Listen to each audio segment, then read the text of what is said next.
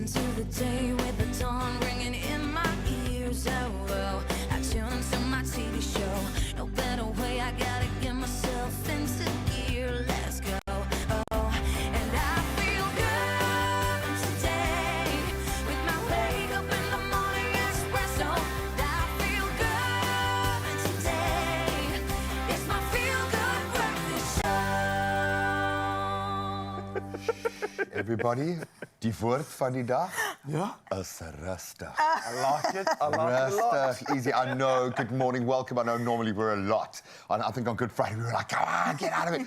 Shh, just relax, it's your day off. In fact, it's family day today. South Africa, welcome to it. How are you, fam? Hello, family. Yep. So good to be here. Fresh from Easter egg packing, guys. Full of Easter eggs. I am an Easter egg. I identify as an Easter egg right now. Oh my goodness, what a beautiful day it was yesterday. Happy Easter to you if you celebrated. Yes, I did catch up on the pickled fish from my mom's house, and she also gifted me many Easter eggs. So I am a happy chappy today. Richness. Yeah. It was a rich weekend, okay? There was a lot of pickle, there was a lot of indulgence, and that's all right, and there was a lot of winning, okay? Yes, our sports teams delivered on our weekend. Robbie's got the latest URC results, great from a South African perspective. And if you, in case you missed anything, I mean, there were some nail biters, but we absolutely did it. And then you, my friend, it sounds like, had quite a moment with the jaw-dropping feat of a certain Austrian Rock. Oh, man, Frans Milner did something insane last week. I can't wait to show you Mzansi. This man pulled a full-on Red City sightseeing bus. The red bus? Yeah, a whole thing. This thing was almost 15 tons. And he did it with sheer grit. The man's like late 50s as well, so absolute inspiration. And even to see exactly how this man and all his inspiration comes together to do these incredible feats. And it's ahead of like 6 records on 6 continents. It's wild. It's insane. Is he preparing for something that we don't know about? Yeah. Like, he needs to tell us. You're going to see Table Mountain just like... You didn't notice that last week? We need it. We kind of need it. We now really need to keep it. Then if you want to follow it and maybe find some of that high energy this morning, we've got you covered as well. We've got, I say again, we loosely, some strength conditioning workout, 2 refreshing Avo smoothie recipes, not just one, okay? And that's going to keep you fueled for your family day ahead. They do look absolutely delicious. And I know we can't give you back everything that this weekend took from you, okay? But we can put a little bit of the nutrients back. Just a little bit of that. Your name, we can't give back to you yet. I love it. We have a great show ahead of us for the next 3 hours. So let's get it started with a beautiful conversation. Just saying good morning first and foremost. We have to, of course, say good morning. Share the one cherished family photo that you always find for yourself looking back on, and then let us know across social media. And you could also send a voice note via our new WhatsApp line. Yeah, absolutely. Come through, Mzansi. We'd love to see it. I'm always going to just go through with my 95th Mars birthday picture. I mean, every year I say this is the most cherished one, and then she gets a year older, and then I get a year of extra celebration. So, Bo, that's going to be my #1 picture always until, she runs that course. Forever, bro. Yeah, forever. I absolutely love that. Yeah, Yes. funny enough, I think there. similarly, I've got a photo of me sitting on the lap of my grandfather when I was about 2.5, 3 years old. And it's a good thing for me to see. It just takes me back to a very grounded, kind of loving place, which I love. And I think a lot of people have those kind of anchors, those moments, those photos that capture it. Send a voice note. Make us cry this morning. It's family day. Come on, 063 036 9649. That's the number to have on speed dial. We've got a lot to talk about on the news front, certainly on the sporting front. So let's start that conversation right now with Carissa. Thank you so much, gents. Let's get into those national news headlines first on this family day, where in his Easter sermon, Archbishop Thabo Makgoba urged politicians to stop playing games and help prevent South Africa's democracy from sliding into crisis. Now, he reminded Christians that Easter is a time of hope and renewal. This message echoed as the Zion Christian Church's Easter pilgrimage returned to Moriah outside of Polokwane after a 5-year pause. Around 2 million visitors attended, giving Limpopo's tourism sector a major boost. While vendors and guest houses thrived, the spiritual gathering also inspired reflection and a renewed call for unity during the sacred season. In other national news, the South African National Blood Service and the Western Cape Blood Service are urging citizens to donate blood, as supplies typically decline over Easter and holiday periods. This comes as many South Africans travel long distances, increasing the risk of emergencies and placing added pressure on blood stocks. A recent national blood drive recruited 800 new donors, but the need still remains. The public is encouraged to step up and help save lives. Now, to find your nearest donor centre or mobile clinic, visit the South African or Western Cape Blood Service websites. Now let's take a look at your international news making headlines, where the Democratic Republic of Congo has suspended former President Joseph Kabila's political party, accusing it of supporting Rwandan-backed rebels in the east. The government also ordered the seizure of Kabila's assets. Now, the accusations, which have not been detailed, come as Kabila attempts to return to the country and help resolve the conflict. His party, the Party for Reconstruction and Democracy, denied the charges, calling the suspension unconstitutional. Now, the M23 rebels have made significant gains in the mineral-rich eastern region, exacerbating the region's long-standing instability. Meanwhile, Israeli Prime Minister Benjamin Netanyahu has ordered the military to increase pressure on Hamas after it rejected a ceasefire proposal.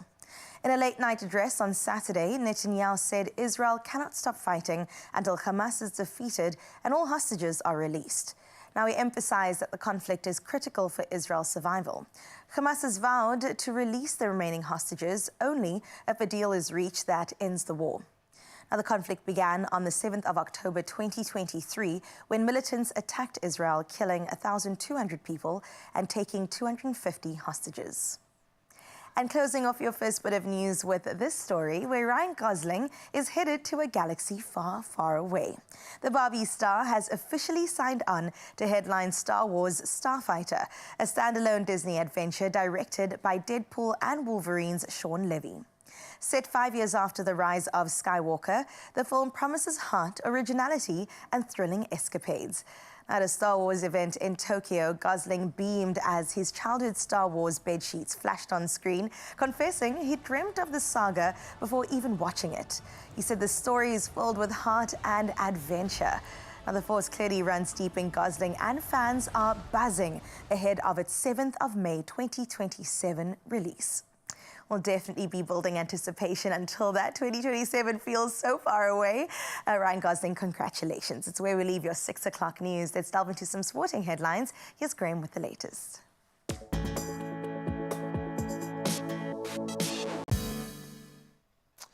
I see you're Ryan Gosling, and I raise you Makazola Mapimpi. He scored a last-minute try to secure a very nervy 18-17 victory for the Sharks over Edinburgh over the weekend. Meanwhile, the Lions' playoff hopes suffered a major blow, sadly, with a 42-31 loss to Benetton. Then the Stormers, they narrowly defeated Connacht 34-29, thanks to a hat-trick from Sasha Feinberg and Gomazulu, and then a very dramatic TMO decision. And then in another hard-fought battle, the Bulls, they just clinched a gritty 16-13 win over Munster. Incredible stuff. Now, we had pumped up Formula One this weekend, and it delivered. Oscar Piastri claimed his 3rd win of the season, and that was at the Saudi Arabian Grand Prix, holding off Max Verstappen, who picked up a 5-second penalty. So the McLaren driver now leads the World Championship, becoming the first Australian to do so since the agent Mark Webber, can you believe, back in 2008.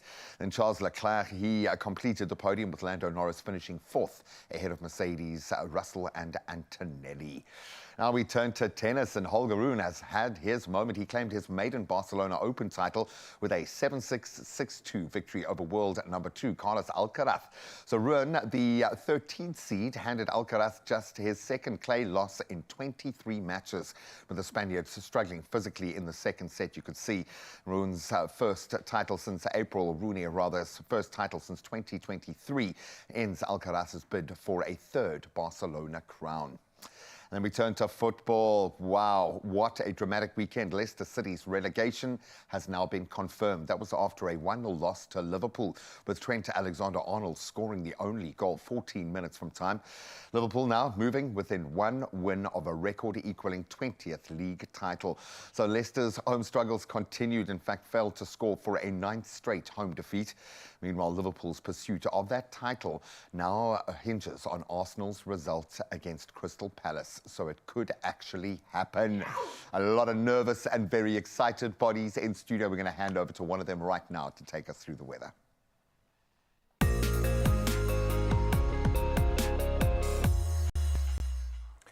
Yeah, when we reference Liverpool, a storm is definitely coming, but we're not talking about Liverpool right now. We're talking about South Africa, and our weather service has issued a yellow level 2 warning for severe thunderstorms over the Western Free State and most of the Northern Cape, and that's excluding the Northwest. Now, localized flooding of roads, low-lying areas, and damage to settlements is possible. On top of this, coastal winds between Lambert's Bay and Hermanus may disrupt navigation, and Johannesburg residents should also brace for a cold front arriving on Wednesday, and that's with a chilly high of 18 degrees Celsius. Now, Thursday and Friday also expected to be the coldest, with temperatures dropping to 15 degrees Celsius and similar wintry conditions extending into the weekend. Well, with that being said, it's time to dive into our favorite part of the morning, and that's our sunrise view. All the way from Mitchell's Plain, check out this. Valentino sent in a beautiful artistic shot. It's soft hues coming through in the sky, a nice early one, way before the sun even rises. And I absolutely love this Valentino. It's still giving us that promise of a beautiful day and a promise of 21 degrees Celsius conditions that you can expect out in the plain. But thank you so much, Valentino, for sending this through. Definitely put a smile on our dial on this public holiday. And don't forget, it is Monday, so many of you just waking up. And just a reminder, come through with a sunrise view and send it to us on 063 036 9649. We'd love to see it, and we'll do it all again in an hour. For now, though, let's see what temperatures you can expect on this beautiful family day.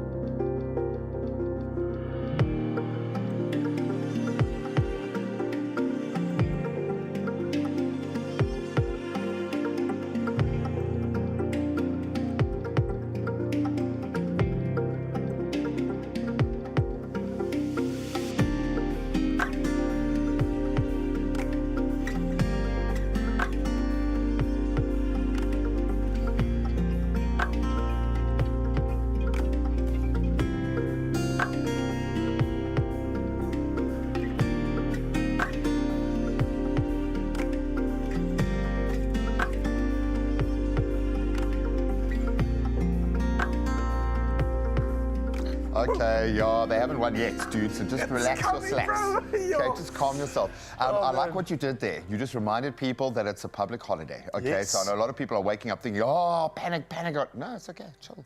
We've got you. We've got, and in fact, we'll bring the energy so you can just chill. You don't have to do a thing. We're going to talk URC after the break, unpack the weekend's action. And then, speaking of the weekend, myself and Carissa had a beautiful one, so we're going to share it with you and hopefully give you some inspo to carry on through the week. So don't get anywhere. We'll see you after this. Oh, you can make my day.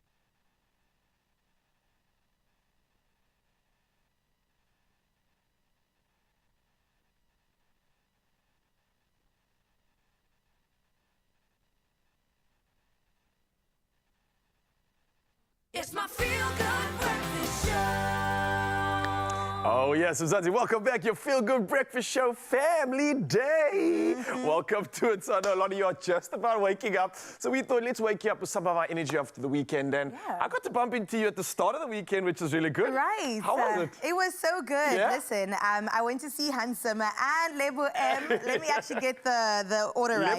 Lebo M featuring Handsome. It was absolutely amazing. There was a black carpet to go along with the theme. I didn't even realize I went with the theme. And I also brought my brother. Now, when I walked in and the Expresso guys were there, they were like, I don't know if that was Carissa because she had a different man on her arm. I was like, that's my brother, okay? Put some respect on the pastor's name. So he came on through and had a great time. It was just a nice sibling little date. And the stage was absolutely stunning. I mean, you saw for yourself. Yeah, it was awesome. And Lebo M was, oh, goodness, what a legend. Like, he sang all of our favorites, Hakuna Matata. Yeah. He sang Azamanya. He did everything that was so good. Do you know what was really cool for me? And I shared this video. I don't know if it's going to come up or not, but seeing Reese sing with her dad on the show. Incredible. What an incredible moment to see this happening. And it was almost like watching Lebo look over his child and just be beaming with pride in that moment, because what a moment it was, right? Beautiful there, just literally in that moment. Literally in that moment there. And Reese obviously sang on the show that morning. Yeah. So Riffy's,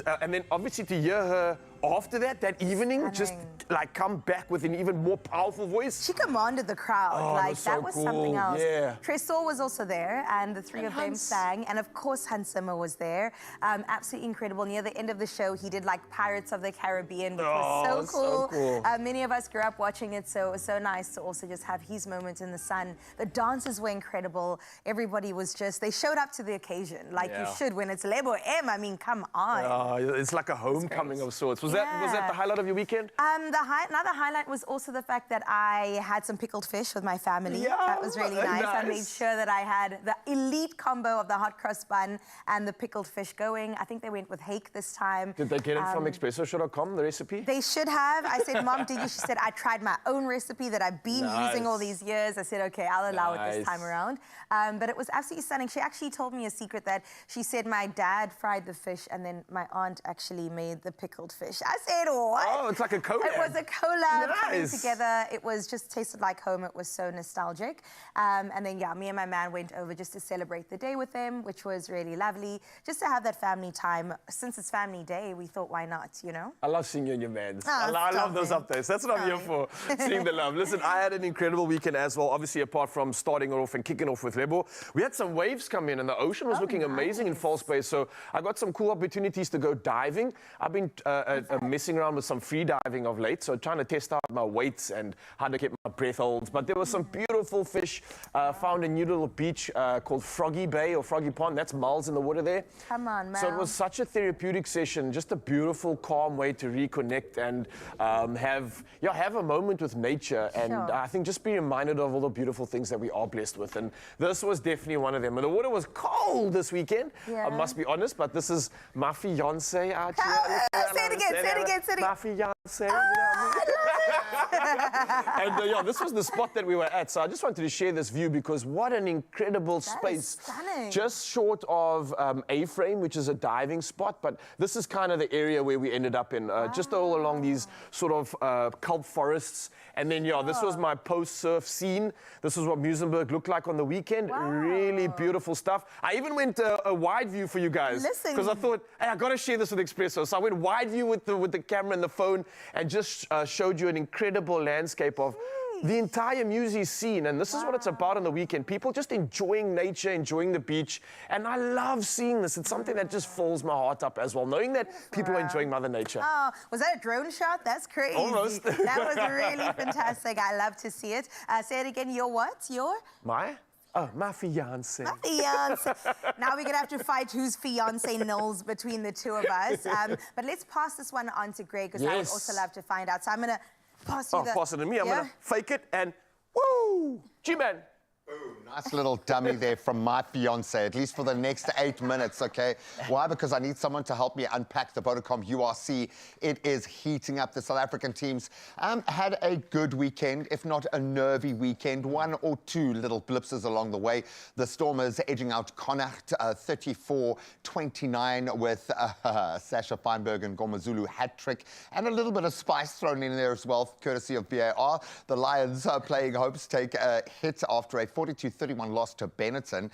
They're a bit of a hoodoo side for us. Then the Bulls, they scraped past Munster 16-13. The Sharks, they also got the win, I'm going to say 18-17, thanks to Mapimpi's late try. And my fiance this morning, Robbie Gillette, looks absolutely beautiful. He is a content creator, did some push-ups before coming in here. He's also a sportsman, okay, professional. But I don't even know how to talk to you. Happy Family Day, my guy. Family Day, you are fiance. part of the family, man. Thank you. I hope so. You're my fiance. Well, have you asked yet? I haven't asked. I haven't got permission yet, but I think it's we a bit just nervy. did. Yeah, surprise.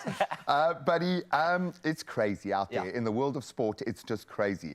I want to talk about Akane Simbine all the time now because he's just done something amazing. 10 under 10, just mind-blowing. But we have to talk rugby right now. So let's talk about the Sharks. 18-17 over Edinburgh. A win is a win, right? At this stage of the season, I don't know. I don't know.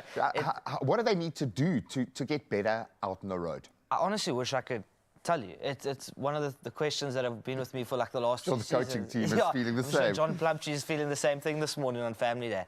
I don't know, they just struggle. Like, if you look at that side, full of Springboks, and like, so often people say like, oh, they're Springboks, but sometimes it's like, you know, one-cap Springboks, which is still good, but these are like experienced Springboks that are playing, like in Earburn. I just feel like they struggle away from home, and even at home, they're not really gelling. There's like a weird sort of cohesiveness that's missing between those guys. And I was saying, honestly, like, I think maybe the Sharks need to change their colours to green and gold, because maybe that's when they'll... Wow, but maybe you're right in the sense that it's the system, not necessarily the players. You've got so many talented players in that team. I get that, but how do you get them to be able to express themselves within that? It must be a frustrating time. It's a frustrating watch. Imagine being a coach and like being a supporter. And what do you do? At least Eben brought the gears, but you can see he's been bottled up for a few months and needed to just let it all out, buddy. We got you. You let it out, my friend. Frustrations, I think, for all South Africans around the Lions. They show us what they are capable. The amount that they've recovered, I'm going to say, it's not like they were in the darkest place, but they've had a lot of building to do over the last few years. And then it all just seems to evaporate from performance to performance. So what... Do you know what I think it is? Like, there's no continuity at 10 for them, at fly-off, actually. You know, since Jordan Hendrickson left, they've sort of been floating between 3 fly-offs. So look at Gianni Lombard, who's actually a 15, who's actually played quite nicely at 10. And there's a Sam Francis who's young, Cade Voliter is also pretty young.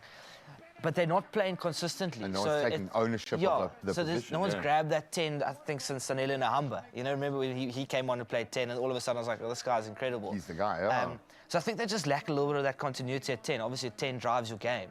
And I just don't think they have that at the moment. And then also own worst enemies. Like, they're not a bad team anymore. So it's not like, oh, it's the Lions, they've overdone themselves this week. It's like they've actually got Springboks now. They've got really good young players that actually need to perform if they want to play. There's 16 tests for the Springboks this year. They want to play, they're going to start having to win these last 3 URC games and put their hands up. At least we've got... And is that all that's left for the Lions now? Are their hopes dashed? If I'm not mistaken, I'm 99% sure that they are now mathematically out of the playoff run, which is sad.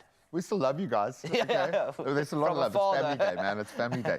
Sasha Feinberg and Ngomazulu, clearly he understands that there are this many tests on the way this year. And he is ready to put his hand. Not like last year wasn't a bad season for him, or last season, but clearly picking up where he left off. Sure. Hat-trick in the first half. Come on. In 40 minutes of rugby. I couldn't believe it. Also not just like sort of, look, these tries are incredible. He's gotcha, he's gone around the guy. Oh, it's just a beautiful watch, isn't it? He knows exactly what it's almost like he's got so much time on the ball. It's schoolboy rugby. I hate to say, but that's what it looks like. I'm so glad you said it looks like you're watching like a Southern Suburbs derby, a good Pretoria derby, like something. It's schoolboys expressing themselves, which is amazing, man. And I like the way he expresses himself on defense as well. Like, he's really not scared. And I saw it was quite scrappy, like off the ball stuff as well. I think they were trying to maybe target him. and he came back properly, and Yeah, gave it the a little bit back. physicality, I was yeah. at the stadium, yeah. So, so where did they fall down? Was it just Connacht's day? Were they just playing really well, or what's the... Defensively, I mean, Dobbo said afterwards, that's the worst defensive performance they've seen in years, which is not great with the playoff hopes. Yeah, exactly, yeah. Storm was sitting 8th as well. There's hardly a buffer. So it's not great. Like on attack, Storm was always going to look good with those backs, but on defense, I thought they got around us too easily, and yeah, it cost us dearly. And the Connacht side's also struggling, eh? Like it's not a... Yeah, I know they've been a whipping boy of late. So Yeah. is this the right time for something like this to keep momentum, but have a bit of a wake-up call to say, okay, they can just tackle bags all week? Yeah, no attack. Well, I think you can only tell afterwards, like how they respond, right? So then it could be like, oh yeah, it was a good moment for us. It's like we turned it around, or it can Fed be off like that. we've actually just, yeah, not done nicely. Yeah. Sometimes you've got to win ugly. And the Bulls seem to have that Yeah. way of doing it. Yeah. We know how important these wins are now out on the road. If you're going to come back home, hopefully for the crunch games, it matters for South African teams. We know that. The Bulls, okay? Are they your... You know what, the Bulls... It's so strange. Like the Bulls haven't massively impressed me this year, but they're winning. Yeah, they're there. And, like, they beat Munster at home this weekend with a 10 who's not an out-and-out 10. Like coming on towards the end, managing the game. I think the Bulls have a real shot this year of winning this URC. If you're a betting man, is that where your money would go? Yeah. For South African team, yes. Unfortunately, I'd love to put some money down on the Storm. I wasn't asking you as a fiancé if you put money on the game, dude. I wasn't sorry. saying. I came into Okay, now I can be honest. And we can both bet on the game. It's all right. That's what we do in our relationship. I think take the level of performance from whence it came. We got the wins, Yeah. majority of the wins, and we'll take this Yeah. at that stage of the competition. For sure. Love you guys. Thank you for spending your whole weekend watching rugby, man. I'm sorry that we do that. To you I every struggled. weekend. I struggled. I hope you were able to squeeze in some other sports. I bit of did. tennis, bit of Formula I One. did. It's balance. It's all about finding balance in your life. Whatever way you slice it, of course, the South African side's doing some amazing things to get the win at this stage of the URC. It is building towards crunch time now. I think round 15 out of 18. So we need it. A little bit nervy, but we'll take it. Sasha Feinberg and Gomazulu, you get the nod of the weekend. Well done, sir. Incredible. Well done. Sports, baby. We're going to continue down that avenue and definitely give you something so exciting. In fact, it's going to be so inspiring for this Monday morning. It's family day. It's a long weekend, but we can always tick that box. So we're going to bring in the Austrian Rock that's going to show us something incredible. Raul alluded to it a little bit earlier of him pulling a red bus. I don't know what it's going to be about, but we're going to find out together. Not only that, he's going to be put through his paces when it comes to a conditioning and strengthening workout. He's getting himself ready, and we can't wait to get into it. So we'll see you after this. Only you can make my day.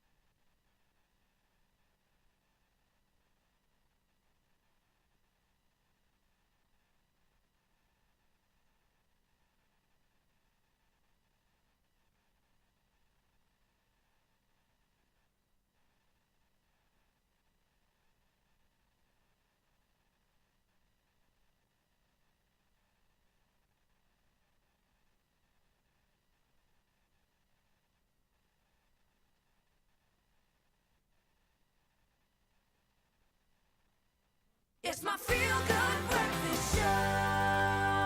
Welcome back to your Feel Good Breakfast Show on this family day. I know it's bright and early, but don't worry, we're definitely going to keep you company for the next little bit, especially right now, getting into something so interesting. Oh, yeah, if you were feeling lazy already this morning, we're going to just intensify that on another level. At the foot of Cape Town's iconic Long March to Freedom event, history met, can we call it raw human power in the most unexpected way. I love that. Frans Milner is his name, known across the globe as the Austrian Rock. Now, he's touched down in South Africa as part of his 6-continent strength tour. And his mission, listen to this, Gray, to pull a full-sized Red City sightseeing bus. Now, this thing weighs in at a staggering 16,700 kilograms and using nothing but his own power, the power of his body. I always equate things to a scrum. This is a lot more than a scrum. Let's take a look. Wow.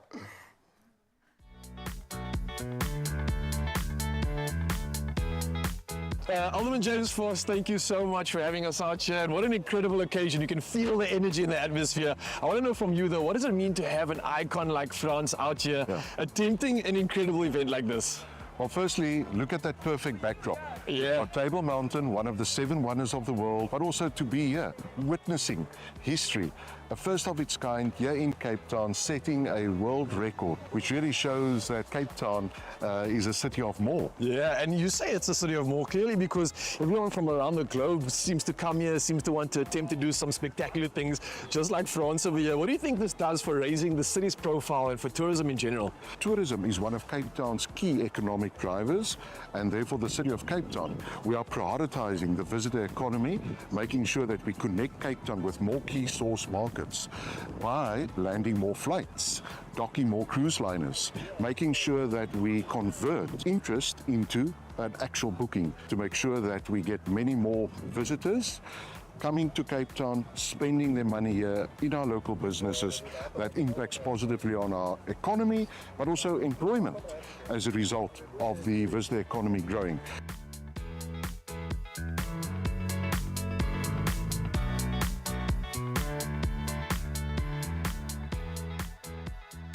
I feel very good. It's the 16th world record for me, and I'm the best extreme sportsman and the strongest man of this planet. This is quite a big bus. This is the city sightseeing bus. It's a double-decker. You have any idea how much this thing actually weighs? 14,500 kilograms. Yeah. Yes. And 12 meters is long and 5 meters is high. I'm so happy. I'm strong. Congratulations, man. You earned it.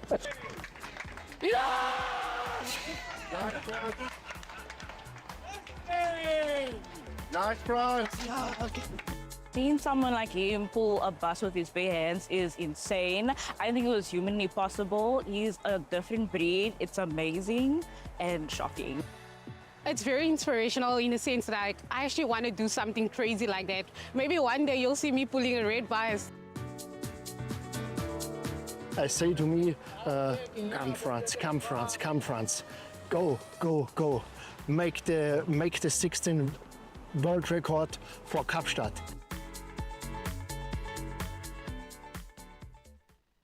Oh, yes, Mzansi, welcome back. Your Feel Good Breakfast Show. Let me tell you, this conversation is going to power you up. Now, this morning, South Africa witnessed something unforgettable. Frans Milner, also known as the Austrian Rock, successfully pulled a 16-ton red sightseeing bus with sheer body strength. Now, that jaw-dropping moment aired earlier, but right now, we are joined live by the man himself. And with him, he's got his tour manager, Marcus Schimpel, and we're going to welcome him to the studio with strength, which has literally stopped traffic in Cape Town. Now, for those of you who missed it, Frans is one of the world's strongest men and an elite Ironman athlete with over 2 million followers online. Now, he pulls military planes, he stood in the rings of fire and faced off against fighter jets, just to name a few of the tests of limits in terms of his human potential. And now, Cape Town has earned its place in his global journey of strength. So I think we definitely need to put our hands together for this champion. Hey, Frans, how are you feeling? Very nice, very good. Hey? I feel good. The legs is a little out of order, aber it's good. Take me to that moment once again. I got to witness it. I saw how you were so focused before making that big attempt. What was going through your mind before you started pulling that big bus? This is the mentality for my head, for my heart. This is my life. This is my the best moments of this world. Your moments to celebrate, and you're not just celebrating these moments, not just earning accolades for yourself, but you are achieving world records. And we got to talk about this right here, man. Can we show this off to Mzansi? This is officially your world record. Is this what I'm looking at? Yes, this is the World Record Institute from Germany, and here is the bullet, the red bus with 14,530 kilograms, 20 meters in 57 seconds over a 20-meter distance. And this was at the Long March to Freedom in Cape Town. And we had an iconic view of not only just the Austrian Rock, but we have Table Mountain in the background. So two massive rocks collided and combined. But Frans, you're doing this for more than just yourself. What's your reason for continually attempting to achieve the impossible? This is for my head, for my mentality. I go to my training and my hard work, and I say to me, hey, Frans, go to the world record and make this world record. Come, go to Kapstadt and make the bullet, the bus, the red bus, 20 meters. The mentality for my head is, Frans, say, come. Das sehe der Bass, sehe Franz Müllner, say the Bass, Franz Müllner, come, give the 100 powers. So you're psyching yourself up, and you're building up to that strength. Can you show me that stance in terms of how you're standing and where's the pressure coming from? So behind the leg, right? When not other the rope is here, is stand here, this position, and this 80% power here in the legs and 100% here on the Achillessehne. Yeah. And for the ladder, I go. Oh man! And it's 15% on the legs and 50% on the hands. And this is better. Sure. This is better for my work, for my pulling. I'm just thinking, looking at you in that position, seeing your strength, I'm grateful you don't play rugby. Because if we played against Austrian rugby, we would have a big struggle on our hands. Man. You look like you're made for a scrum, and you can see your power in that position. Marcus, I've got to ask you, obviously being a tour manager, being someone that's assisting Frans in all these incredible feats, what have you seen in terms of the effort that goes into achieving this? Obviously, there's training, there's a diet. It's even his mentality, fitness, and what Frans makes unique in the world is his. He could bring the power on a long time, you know. That makes him different to all other strongmen, you know. Yeah. And even if we went to California, he arm wrestled a ship, you know, 20 times, you know, and the world record before was just one time, you know. That makes the difference. And even sometimes, even we went to Camps Bay, sometimes he's eating granite rocks, you know. What do you mean he's eating rocks? Very nice. We've got to see that, and I'm sure you can see the visual of that right now. And clearly, this man's the real deal. The rock is made of rocks from South Africa, even. And listen, those boulders are like granite, man. That's solid. So I genuinely want to know, because we're a feel-good show. We do a lot of cooking on the show. How many meals do you have to eat to look this way, to be this strong? And what sort of food are you eating? Just anything and everything?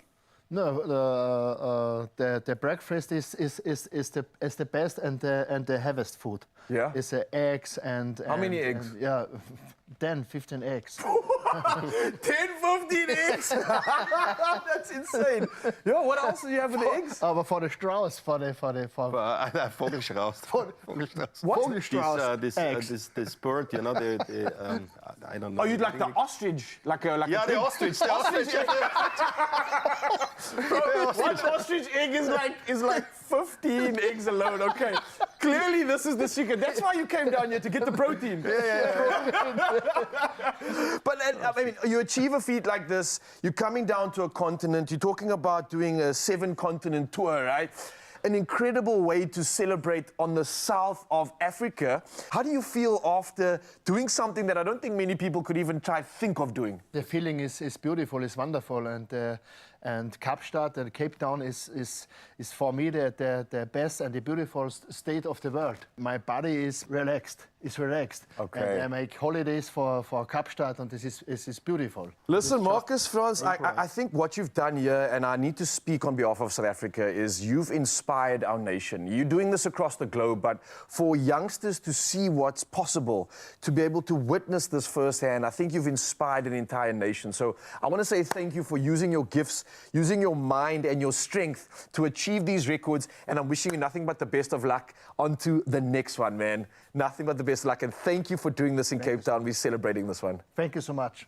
Appreciate you, bro. Thank Well you. done. Ooh, don't hurt my hand there. That's a bit too hard. Marcus, appreciate you. And I think that's what it's about, Mzansi. These gents are showing us just what is truly possible and what we are capable. And everything from holding back jets to moving mountains. Frans Milner shows us what's possible when strength meets spirit. Now, Frans, I want to thank you again, obviously inspiring South Africa today, and good luck as you power towards your final record. And you can watch him online, find all his incredible content, and get yourself inspired. Wow. Incredible. You had me on 15 to 20 eggs a day or something like that? That's like... Come on. That's it's not allowed. there. That's criminal. No, it is. It's necessary. Okay, I absolutely love that. So I want to see, and I love watching Ryle's professional eyes kind of summing up whether he can or can't do what he's... Because generally he can do what most of the guys... Please do it, Ryle. I just need to see you towing something. We can start with small things. You can tow me in my car around. I cannot wait. No, he is going to be putting himself through his paces with some hectic strength and conditioning that we can all do, actually. I think so. But So won't. move things out the way. I know it's a long weekend, but get some movement going. You can see we've got a ball and, you know, other equipment that... Kettlebells. There we How go. about these ones? Yeah, the push-up bars. Push-up bars. There I don't you know go. what those are actually called, but they make you feel awesome when you're doing push-ups. And then just for Ryle, we brought Ryle's lucky little ergo ball thing in Specifically as well, for just him. for him. Just so I he love can to feel see it. We're also going to go hardcore. into some Avo smoothies 2 ways. Okay. It's going to be absolutely delicious, vibrant and green, and definitely refueling you on the good look fats at that. and all the things you need after a workout, like you'll get into in just a No. After a weekend like you've just had, you'll put it back in. Only you can make my day.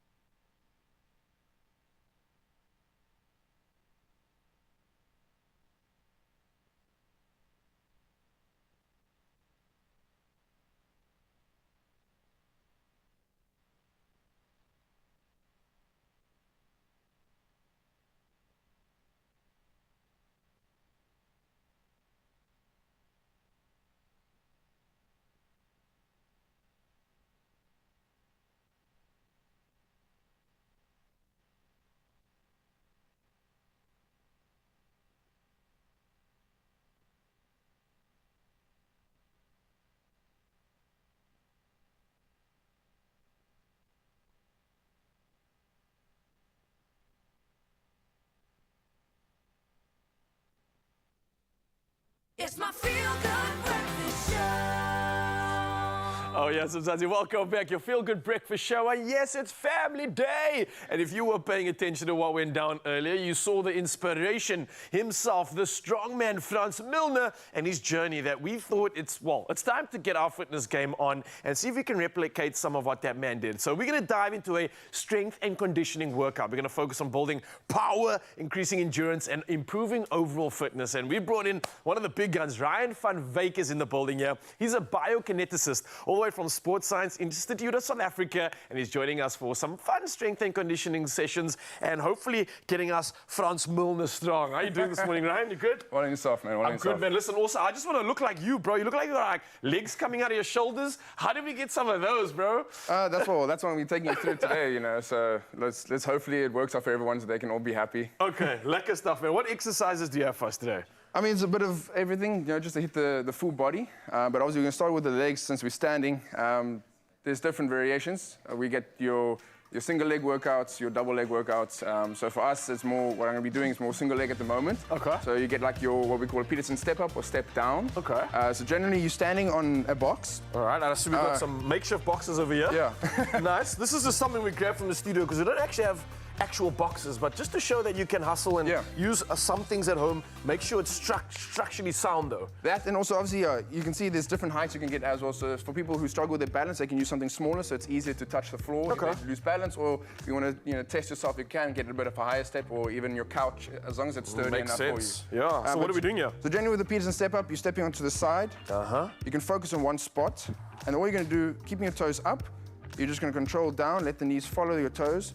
Then you just touch with your heel on the floor, then you're coming back up. Oh, whoa, okay, dude. So I'm feeling like a bit of like stimulation in my quad. Also, a little just above the knee in that quad there. Is that the right thing that I'm supposed to be feeling? Yeah, so generally, obviously, this is more like that. We use this as a warm-up exercise or a movement prep or activation, as we call it. So like you said, you're feeling in the quad. Sometimes also, if you're going high up, you might feel it in the glute as you get a bit of a deeper sit as well. So it all depends on what you're targeting or what you're trying to do. But this is nice, man. Yeah. How many reps would you do of this?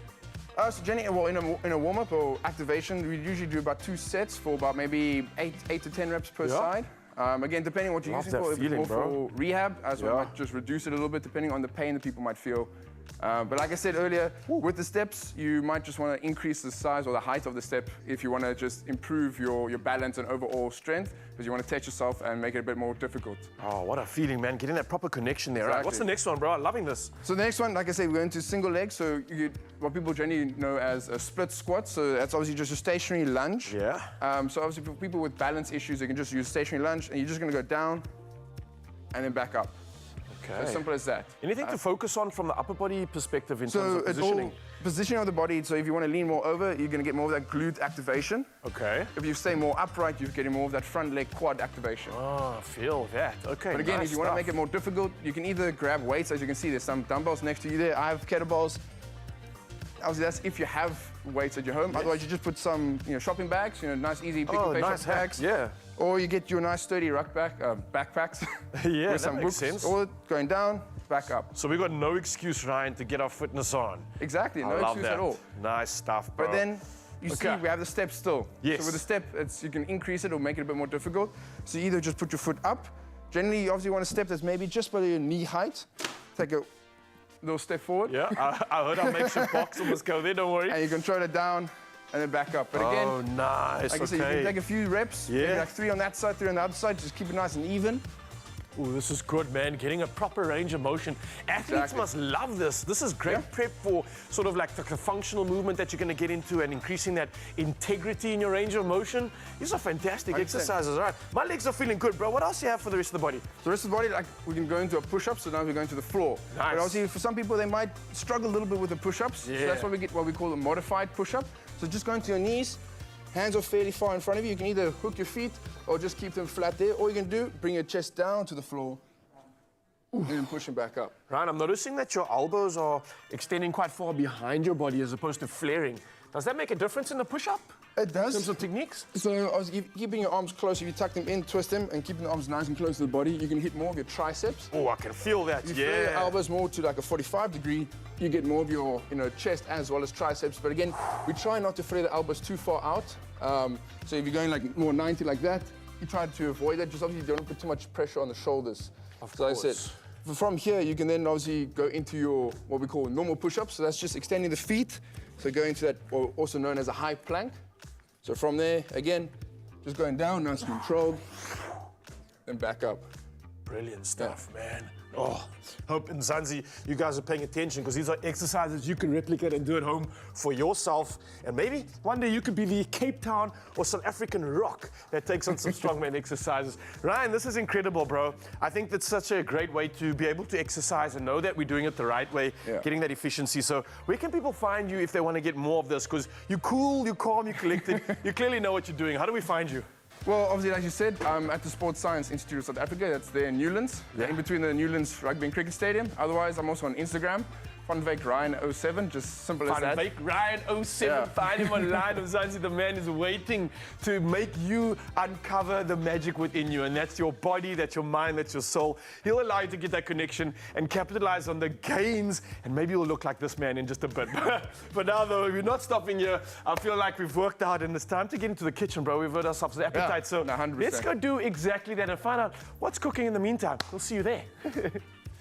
Yes, Kim Hoffman is here to help us with the nutritional framework to keep the body growing, building, repairing, because it's vitally important. And of course, our secret weapon, we are using our avocados. And I would imagine for a registered dietitian, the avocado is gold. Kim, how are you, my friend? I'm very good, thank you, and you? I'm very, very excited. We've got some beautiful flavor profiles here. So we're going to whip up 2 smoothies, and we're going to invite Ryan across in a moment to give us his take, and he can have a little bit of a taste to see which he prefers and give us his take. But if we can start, because we've got 2 nice kind of flavor profiles here, yes. But at the heart, the avocado. What does it bring nutritionally? Why do we reach for an avo? Why do we want an avo in our diet? Oh, so much. It's so nutrient dense. There's so many things in an avo. Okay, so let's start listing them. We've got the monounsaturated fats, extremely good fats. We've got fiber, very good fiber in it. And then we've got a host of vitamins and minerals, some of them being vitamin C, vitamin E, vitamin K, folate, potassium, magnesium. And then it's got some phytonutrients as well. It's got lutein, which is important for our eyes, omega-3s and beta-carotene. Wow, Powerhouse. it's medicinal. It is Absolutely, medicinal. absolutely. I love that. So we've got 2, because everyone has a different flavor profile, and often the healthy option falls down when we go through that gateway. So we want to enjoy what we're eating, even if it is healthy. So we're going to start on this side. So talk me through the ingredients here. Okay, so we've got the avocado, firstly. Start with our hero. And I like the fact that avo can lend itself to a sweet or a savory. It's pretty neutral, so you can literally flavor it up. And it makes the smoothie so creamy. Oh, there we go. And even if you're making a dessert, or, I mean, people use it in chocolate mousse to create that kind of mouthflittle. Like it's absolutely beautiful. Then some spinach, I'm getting. Yes. Yeah. There you go. A little bit of water. You can see I'm pouring these with much trepidation because I'm hoping I can get this blender to work. That's the key. And a little bit of lime. Does the lime obviously great from a flavor perspective to cut through things? Yes. From a health perspective, the acidity, the lime, is there something that we're adding? Is it purely for flavor? All your vegetables and fruits have got amazing nutrition, so we're always offering something. Yeah. Medicinal in some way. Okay, let's see if I can actually make this work now. Dun dun dun. There we go. Sure, if you could see my nervometer on the screen as that happens. And you've got to admit, there's something about a green juice that just makes us feel healthy. Like we are winning in the health game. So there we go. And I'm actually going to leave it a little bit rustic. And so you know what you're eating, but I think that looks great. So I'm going to... Perfect. Oh, and if you've missed anything, really is as simple as it looks. You can find it at expressoshow.com. Is where we house our ingredients list, all of our recipes, and that really does look like about the healthiest thing we've ever made on this show. Beautiful. I like it. Okay, so what's at your station? But that looks amazing. Well done. All right. Similar kind of ingredients, different fruits. So instead of the kiwi, we've got the pineapple. Right, mix and away, then you mix had away. water. There's a little bit of, am I doing this? There we go. don't know if I can be trusted with the fast-moving. I think you can. Here we go. Beautiful. We've got our good fats in. And then we've got our pineapple. It's been recommended over the years by many, certainly within the sports and fitness space. Pineapple is great from a fat-burning perspective, and I've had good results, but I've never been able to pinpoint. Where would you say this fits in? Because it is a fruit, so there's obviously a sugar involved there, but it feels like it's a really good fruit to lean on. Absolutely. There's no fruit that is bad.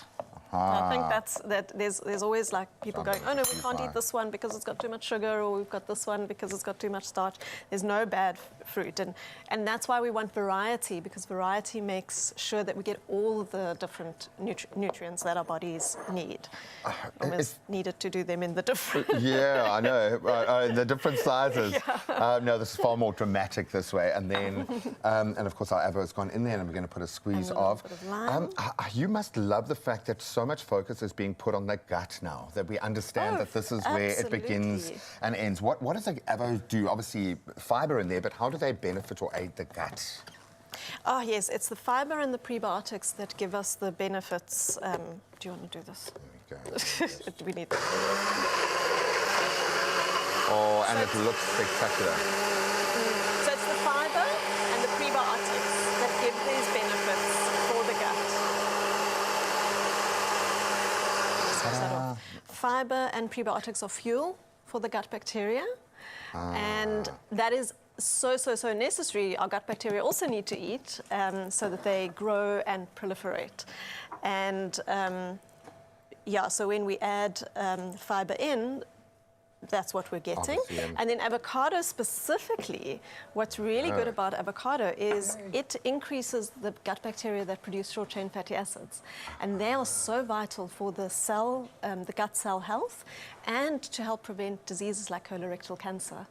So avocado is definitely something you want to incorporate. I think this is where you need to start. Absolutely amazing. Okay, so Ryan, I'm going to ask him and Ryle to join me here. They can taste their favorites, buddy.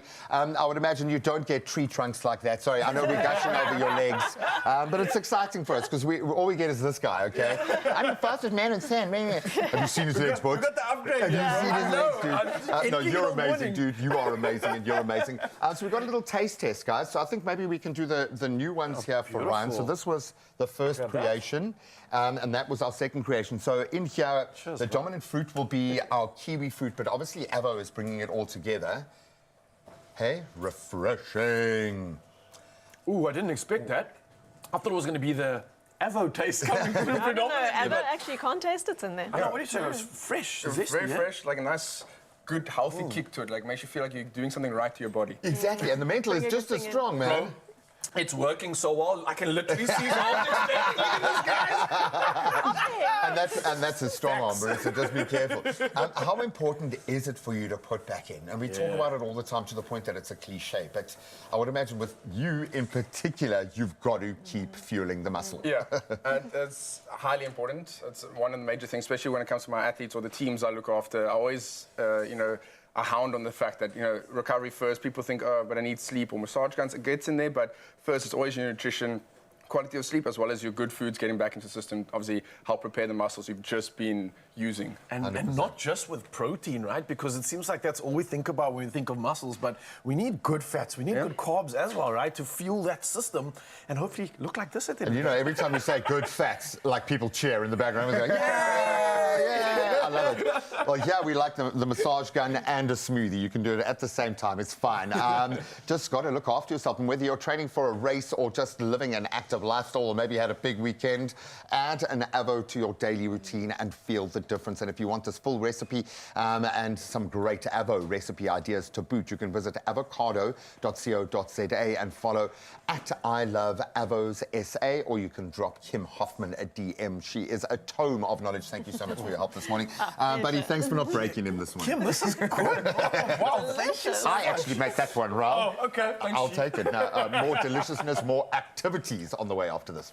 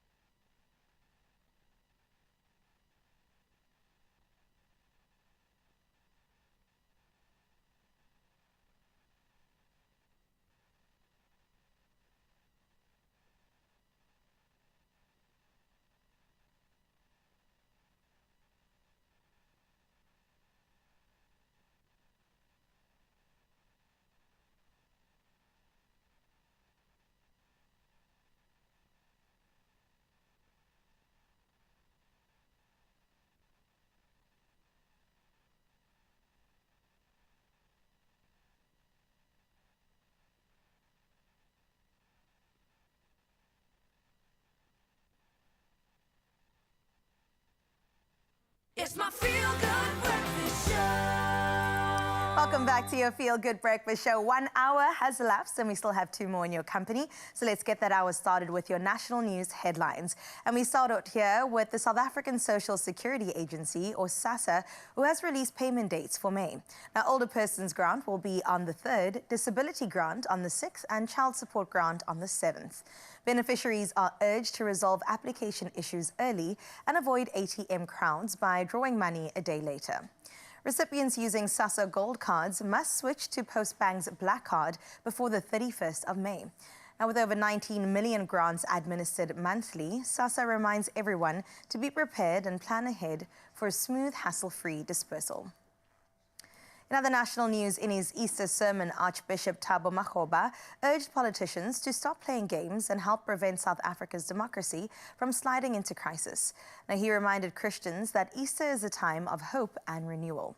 His message echoed as the Zion Christian Church's Easter pilgrimage returned to Moira outside of Polokwane after a 5-year pause. Around 2 million visitors attended, giving Limpopo's tourism sector a major boost.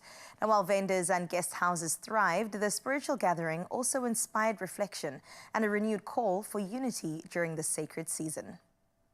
Let's take a look further afield at your international news making headlines, where Pope Francis, leader of the world's more than 1.4 billion Catholics, made a heartwarming return yesterday on Easter Sunday, smiling and waving from his Pope mobile after recovering from a life-threatening bout of double pneumonia. Over 35,000 people packed St. Peter's Square as the 88-year-old Pope rolled through the crowd, blessing babies and greeting people. Although he didn't lead the Mass, he delivered a powerful Easter blessing from the balcony. In his message, read by an aide, he condemned Gaza's, quote, deplorable humanitarian situation, end quote, and reiterated his call for an immediate ceasefire. Meanwhile, the Democratic Republic of Congo has suspended former President Joseph Kabila's political party, accusing it of supporting Rwanda-backed rebels in the east. Now, the government also ordered the seizure of Kabila's assets. The accusations, which have not been detailed, come as Kabila attempts to return to the country and help resolve the conflict. Now, his party, the Party for Reconstruction and Democracy, denied the charges, calling the suspension unconstitutional. The M23 rebels have made significant gains in the mineral-rich eastern region, exacerbating the region's long-standing instability. Now, before our main sports bulletin, we throw our eyes this way, where a warm-up with wheels and wires needs to be noticed. In Beijing this weekend, robots ran alongside humans in the Yizhong Half Marathon. 21 humanoid robots zipped, stumbled, and clanked their way through the 21-kilometer course, delighting thousands of runners as well as spectators. The champion bot, Tiangong Ultra, crossed the finish line in a charming 2 hours, 40 minutes, and 42 seconds. One plucky robot face-planted at the start, but after a dramatic pause, got up and gamely continued. The robots have been seen at Chinese marathons before. This marked the first time they ran shoulder to shoulder with humans and melted a few hearts along the way. Well, look at that video right now with the robots, the humanoid robots at that, trying their hand. They're so cute and tiny. Congratulations to that main one for making it in a great time. So where we leave your news, let's get into some sports with Graham.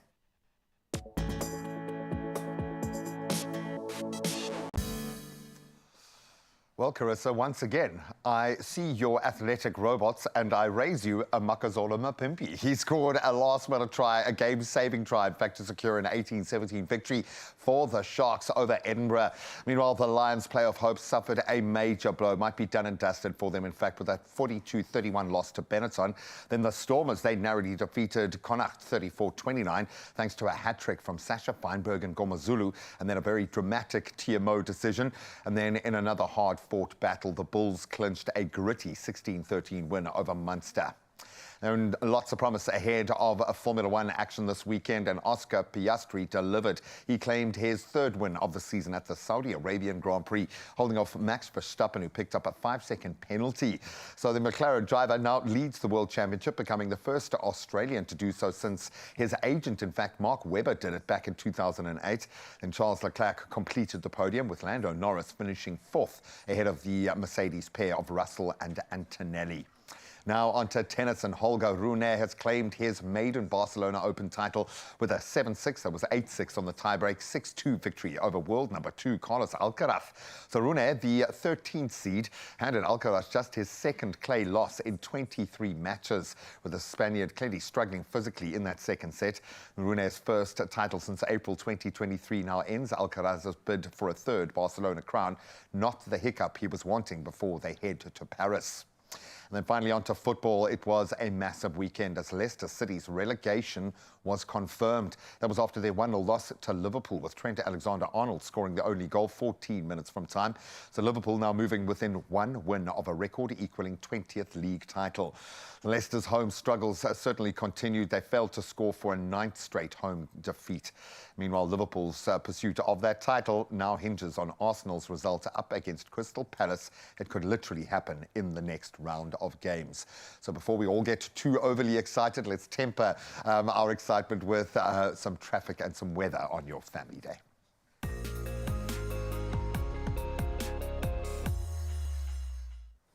Thank you so much, G-Man. Yes, let's dive into the world of traffic now. I hope there's not too much happening, but we're going to start off in KwaZulu-Natal. Now, there are roadworks along the N3 with restricted lanes, so please be aware as you approach this route and drive carefully when passing through. Next up, we are at the N3 toll route, and there's a steady increase in traffic volumes, which is to be expected in a northbound direction, and that's heading towards Gauteng. So today, as many travelers return home after the Easter weekend, please be cautious as you drive along this route. And as you get ready to head home after the holidays, please practice defensive driving by maintaining an awareness of the road and weather conditions, as well as other vehicles. So road users and potentially hazardous situations are out there. So take steps to prevent this by becoming the cause or becoming involved in a road crash. And as you can see from this image, a very unique one at that, just marketing and highlighting the dangers of the road. So please, please, please do not become a victim of this, and just sending good vibes out your way if you are heading back from your holidays. For now though, from the roads, let's head to the sky and find out what's happening in the world of weather.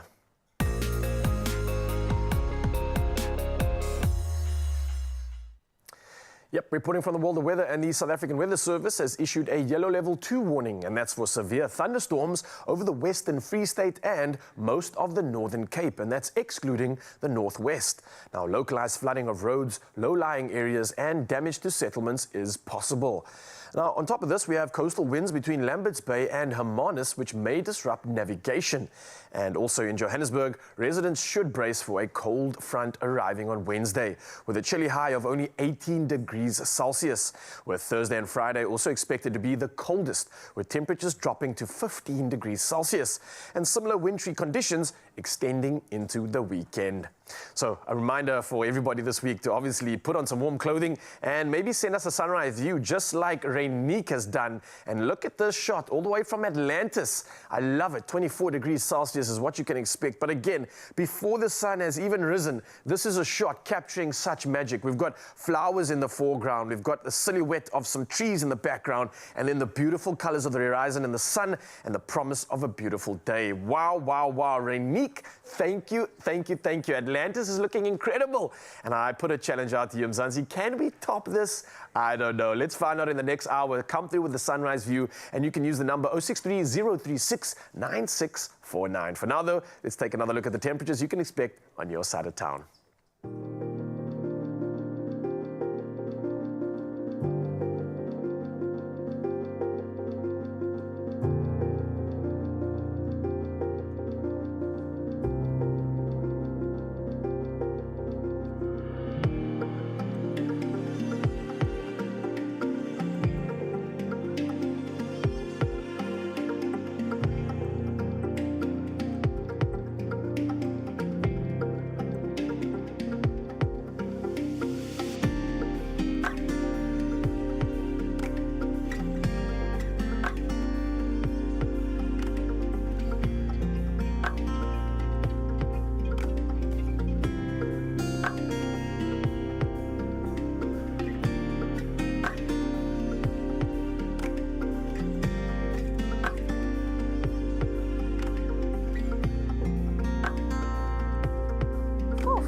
what a chilly public holiday it is this morning. So let me heat it up for you just a little bit, because I've got to ask you one big question. Will this Monday be your big payday? I'm hoping that you're nodding right now, because it's about manifesting the life you want. All you have to do is play Daily Lotto for an estimated 380,000 Rand jackpot, and that is how you find out. So what are you waiting for? Buy your tickets now in store, or you can head to the website, nationallottery.co.za. There is the mobile app, and on your phone there is cell phone banking, or you could simply just go to your keypad and dial *120 *7529 hash, and that of course is for USSD. Now all these deeds are on our Expresso social pages, so go check them out. You can find us at Expresso Show, and every day get payday when you play Daily Lotto for an estimated 380,000 Rand jackpot today. So all you have to do is play now. Well, listen, we've hit the second hour of the show, and I've got a very handsome somebody to tell you what's still to come. No, unfortunately, it's just me, Carissa. You made a mistake. Now, if you thought we were an excitable lot, brace yourself. Dr. Marlene Leroux is here, the CEO of the Artscape, ahead of the Suid-Ooster Fees. It's going to be massive. So she is literally bouncing off the walls. Why? Because Kunsttreffers concert allows us to bring in the superstars as well. Shanae Hugo is in studio to perform in just a moment. We are going to introduce you to what sounds like the party to end all parties and the most amazing celebration of a local talent, because that's gold for us at the moment. We'll see you now.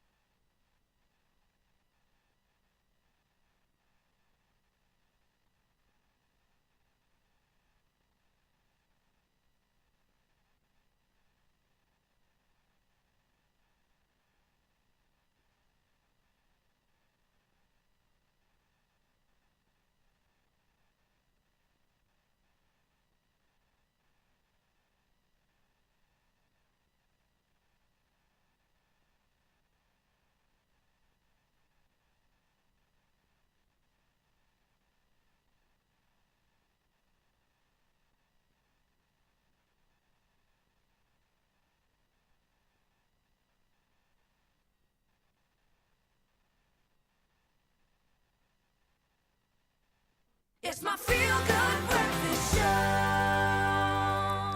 Welcome back to your Feel Good Breakfast Show. And when we say feel good, we mean that from the bottom of our hearts. It is Family Day, and what we want to bring to you is nothing but entertainment and good times right here on your Feel Good Breakfast Show. So when the power of the arts meets grassroots communities and they come together in a beautiful collaboration, something truly magical happens. And one such moment is coming to life at this year's Suid-Ooster Fees with the return of the much-loved Kunsttreffers concert. Now, it's a vibrant showcase born from Artscape's Rural Outreach Program in partnership with the Mummery-based organization Live en Leed. And joining us in studio, I can't wait to get into this chat, we have the inspirational Dr. Marlene Leroux, a lifelong advocate for inclusion in the arts and a powerhouse behind this initiative.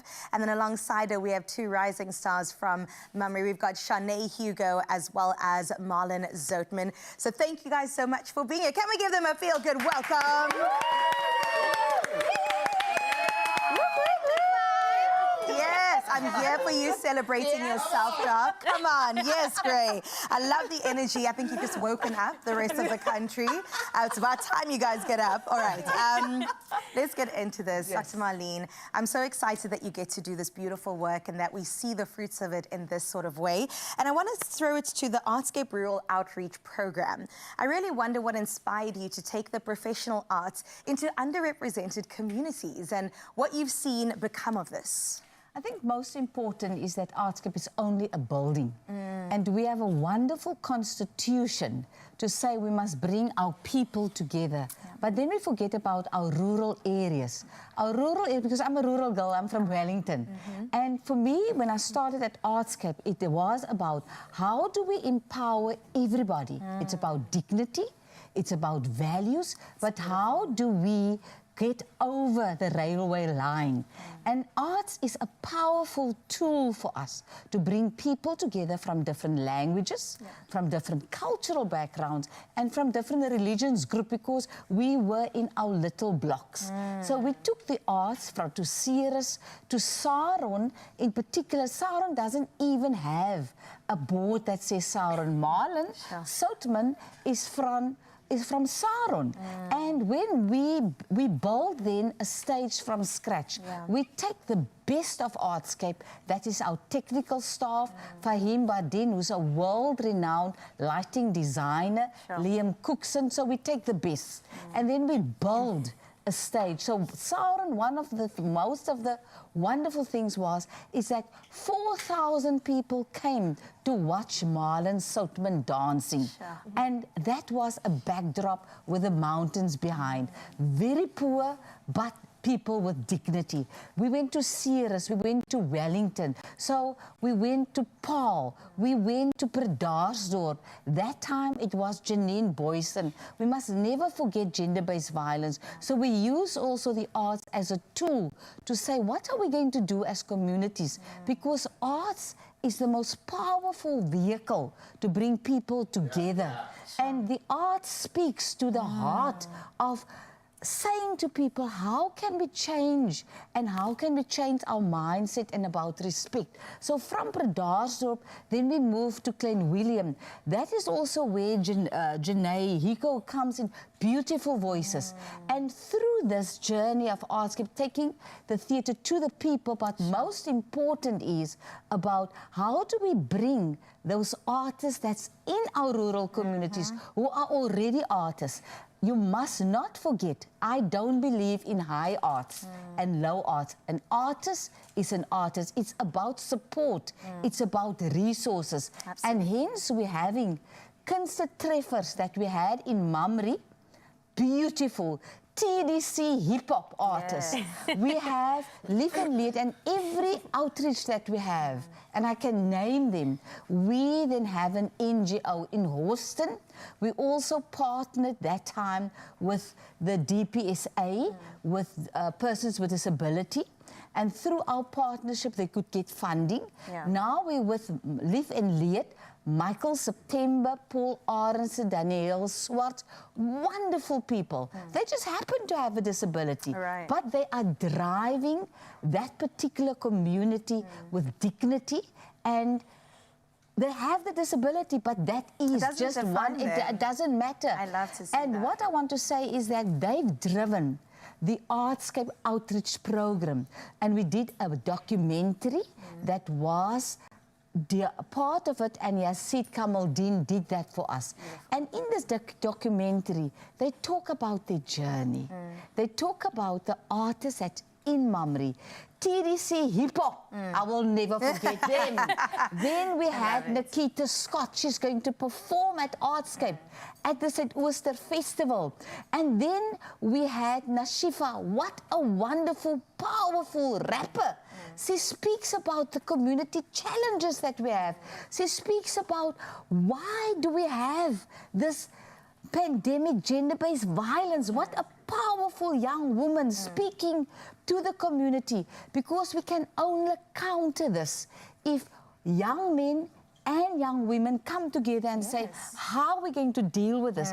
It's not just about policies, but then this Smile Productions that is there. We had the Pella Christmas band. So why I want to say this, when a community comes together, powerful, with an NPO like Live and Lead, with musicians, that's building our society. Beautiful. And it's not just hope, it's hope in action. What do we do as Artscape?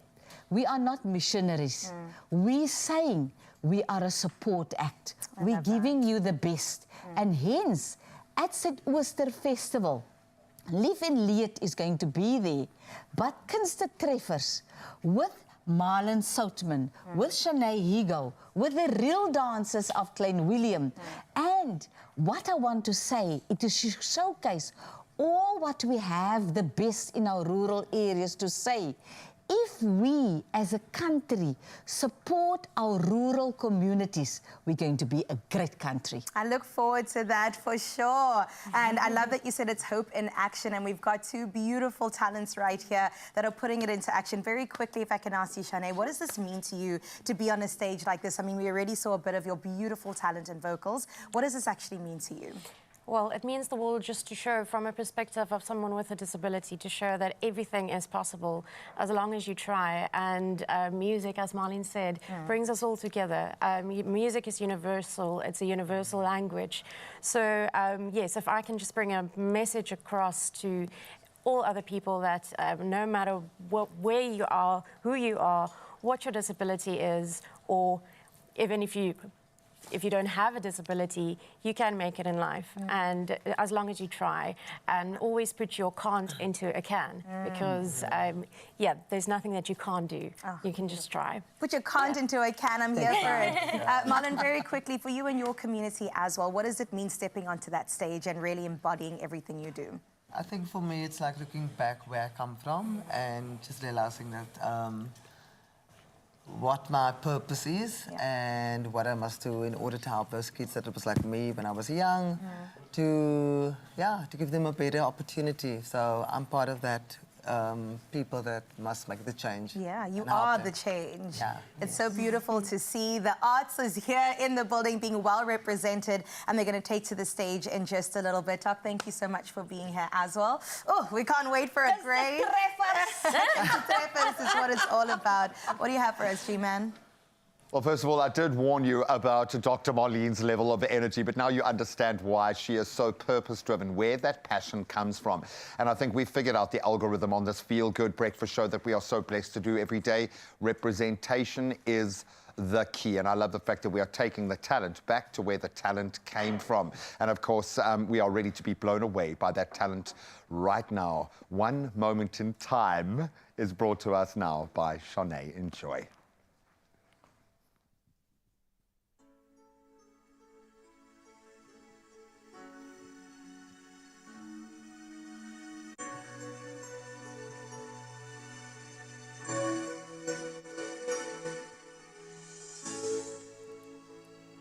Each day I live, I want to be a day to give the best of me.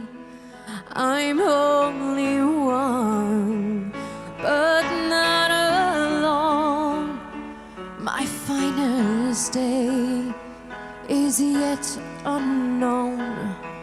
I broke my heart for every gain to taste the sweet. I face the pain. I rise and fall, yet through it all, this much remains. I want one moment in time where I'm more than I thought I could be, where all of my dreams are a heartbeat away, and the answers are all up to me. Give me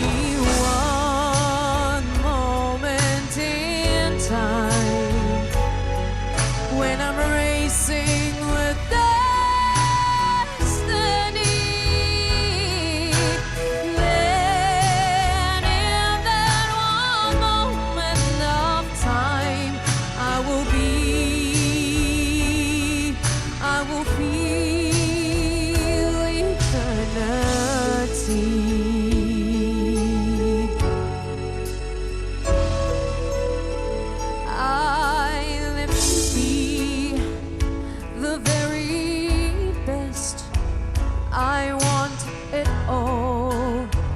No time for less. I've laid the plans. Now lay the chance here in my hands. Give me one moment in time where I'm more than I thought I could be, where all of my dreams are a heartbeat away, and the answers are all up to me. Give me one moment in time when I'm racing with destiny. Then in that one moment of time, I will be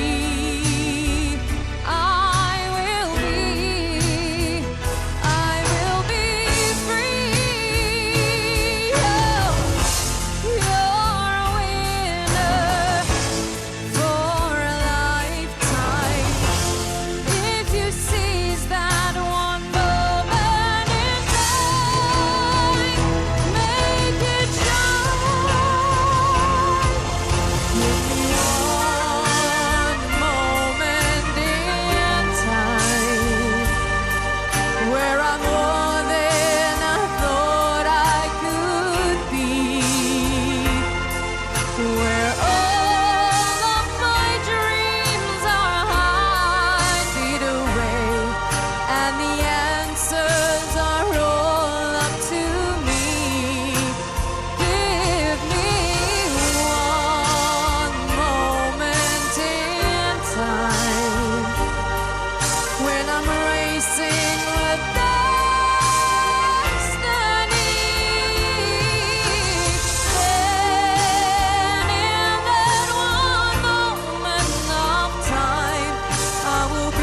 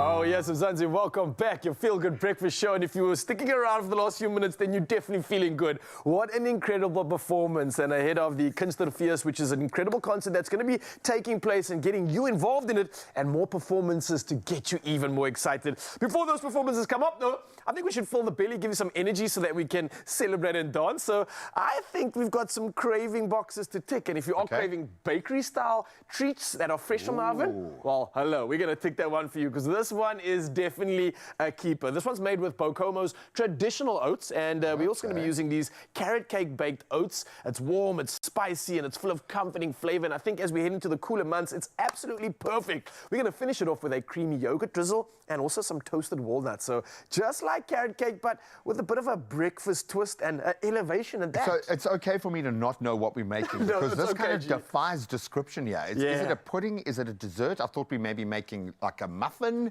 because are we baking? Well, bro, you can't look at me because I don't even have the answers. We're going to find it out together. This is the most magical thing we've ever made, and yes, jam-packed with nutrients as well, which is a great way to start. So what do I need to do, bro? boy? And this is how easy it is, because you literally just need one bowl to mix it all up in. Right. And you can start with wet or dry. What do you want to do first? Let's start with the wet so we can mix in the egg. Cup and a half of milk. That's pretty simple stuff. You've got 2 eggs standing by to go in there. Generally, as you'd figured out by now, milk and eggs, pantry staples. Yeah, get the binding, get the good stuff together, and then some vanilla essence, which will finish off the wet ingredients, and then we move to the dry roll. roll. A bit of a whisk. Don't get some shells in there, unless you want the extra calcium. Man. I must have cooked about 30,000 eggs yesterday. I had a house full of kids. Most amazing family day connection where people were just falling asleep at random on the couches. And I was just feeding the kids. Best day ever. Yeah, I was like, I didn't realize how much my life needed that. Slow family time. Just absolutely amazing. Perfect. But, it's always what's at the heart? Cooking, baking, something. Food is so vital when it comes to family day connections. Absolutely, and I think if you were asking that question about when best to serve something like this, I think that's the occasion for it. When family and when your loved ones are around and you want to just have like a little bit of a blom sesh. Yeah, and it's like, this is quite a showstopper, even though it's a dressed-down family comfort food type vibe. It's kind of like, wow, what is that? I definitely think it is. We don't know yet. You're going to look at it and I think everybody's going to ask you, what on earth is this? Well, let them find out. Get it on expressoshow.com and let us show you how we're going to put this one together. Okay, so we're using traditional oats. How much? Boy, we're going to do 2 cups of that, the good stuff. Our traditional oats have been incredible in terms of how much we are making variation from this. I had no idea it was more than just a breakfast, right? We've got about 100 years of expertise. We're talking about Bocomo, right? And they literally are the experts in grain. So these are some carefully crafted goods, and these are the finest of oats, which is going to give your family the best start to the day. And with these Bocomo traditional oats, they are made by steaming, by lightly toasting and rolling the oats and the groats, and that's to create hearty flakes full of texture. And let me tell you, you'll feel that in this recipe right now. As Jim, I saw you obviously put some of the grated carrot in that, so the carrot's gone in. I noticed we used frozen, which is, I like the idea of freezing stuff before it gets runs out, like don't waste it. Absolutely. But yeah, you save it in its optimal state as well. Yeah. Lots of nuts going in. You put some nuts in there. We've also got some cinnamon and then a mixture of like an allspice that can go in there. So you can have your own variation of allspice if you have it at home, but the cinnamon is going to be a good one. And again, as you're popping in the mixture of those raisins, this is something that's high in fiber. It's a low GI option as well. So this is something that's fantastic if you're wanting something that's made with 100% whole grain oats, while they are providing you that and the sustained energy to fuel your entire morning, because like we said, low GI, high in fiber, so we're ticking some good nutritional boxes here. And look how easy it is. I mean, you could just overnight this guy and it would actually be delicious, to be honest. Oh, yes. I mean, now we're talking, man. Absolutely. You could bake it, not bake it, I'm guessing. There's so much nutrients in here. I quite like it, and some people do prefer something that's a little less crunchy, a bit more kind of pudding, kind of cereal-y or whatever, but I would love to see how this would become a baked treat. The second all of those spices and the crispiness and all that comes together, it suddenly looks like something out of a restaurant. That's literally and exactly what happens with this recipe. Obviously, G-Man has just shown you how easy it is to mix this one together. What you do in the end is simply pop them into some like little ramekin bowls over here. Make sure that it is oven-proof though, because what we're going to need to do is make sure that you're going to use? Yeah, are you going to just spatula it? That should be fine. fine. Yeah, just like that. done. So it's so simple, G-Man. I mean, if you don't have one of these, get a bigger casserole dish even. Get your life is what you're saying. If you don't have one, get your life. But it is so much fun to make these because you pop these into the oven at 180 degrees, about 30 minutes or so. Just keep an eye on it because everybody's oven is a little bit different. But you come out like looking with something like this. So it puffs up, it gets a bit crunchy. Obviously, the oats also works through. But don't forget, there's a little bit of a finisher here. I've got some honey and some yogurt that I'm just going to kind of use as a beautiful mixture. Pop that all together, and this is going to be like your drizzle for the top. And once it's baked, like you see over here, you literally just take a little bit of this. Oh, Drizzle it magical. on the top there. Yeah, I got to say, I lean on honey so much. Pretty much the only sugar left in my life, in my world, which is perfectly fine. Oh, can I have a little taste? We had good fats when we spoke about earlier. Yeah, and now we've got some good sugars, I guess. And then we're talking about good sugars, low GI, not spiking your insulin, not making you crash straight afterwards. This one's still warm, G, so tuck into that. And maybe you can actually show the cameraman what that texture actually looks like. Look at that, crunchy, gooey, all mushed up together, and it's warm with the goodness. Look at your face, bro. I've been eating amazing. It's my beautiful mother-in-law, Addison's, one of her favorites is apple crumble, and this has got all that kind of vibe. Yeah.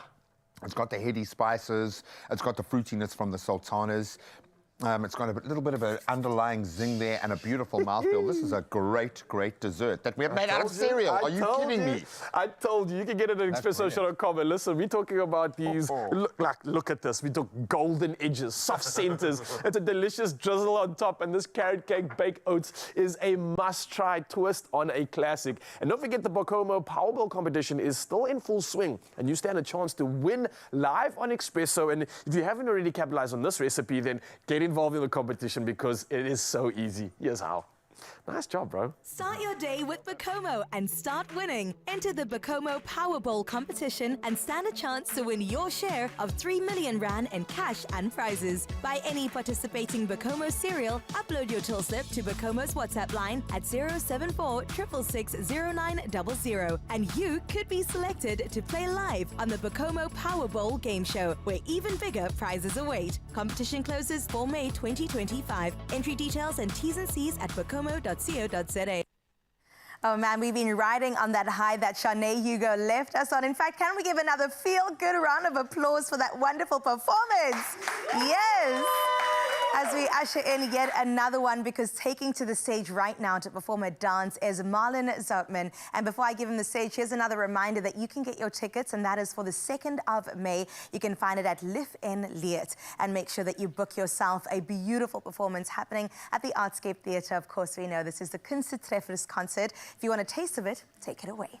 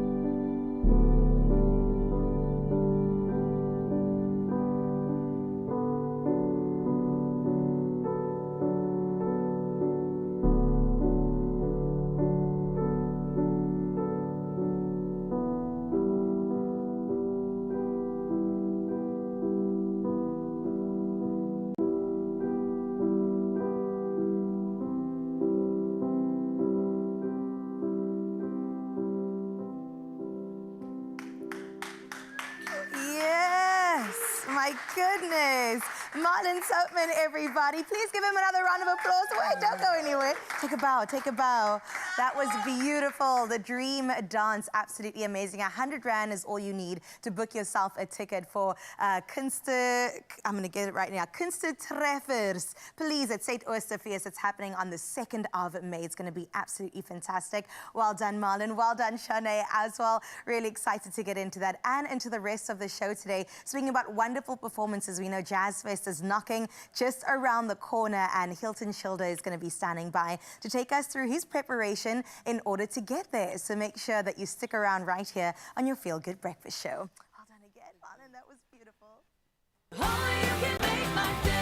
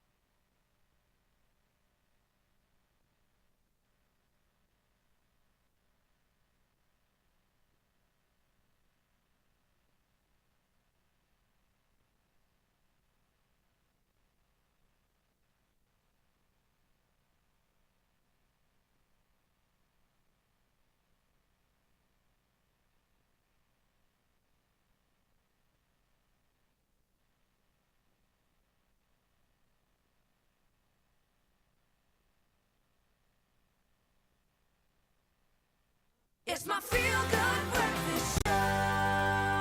Welcome back, you beauties. This has been creative inspiration all morning, and we're going to continue on that trend. Yes, please. Filmmakers, artists, creatives, I hope that you are ready to start your next big passion project, because our very own Nature Boy Raul took a journey to the breathtaking landscapes of KwaZulu-Natal, just capturing the beauty through a filmmaker's lens. Was it a good time? It was more than a good time. My life literally changed, and I've been impacted like you cannot imagine.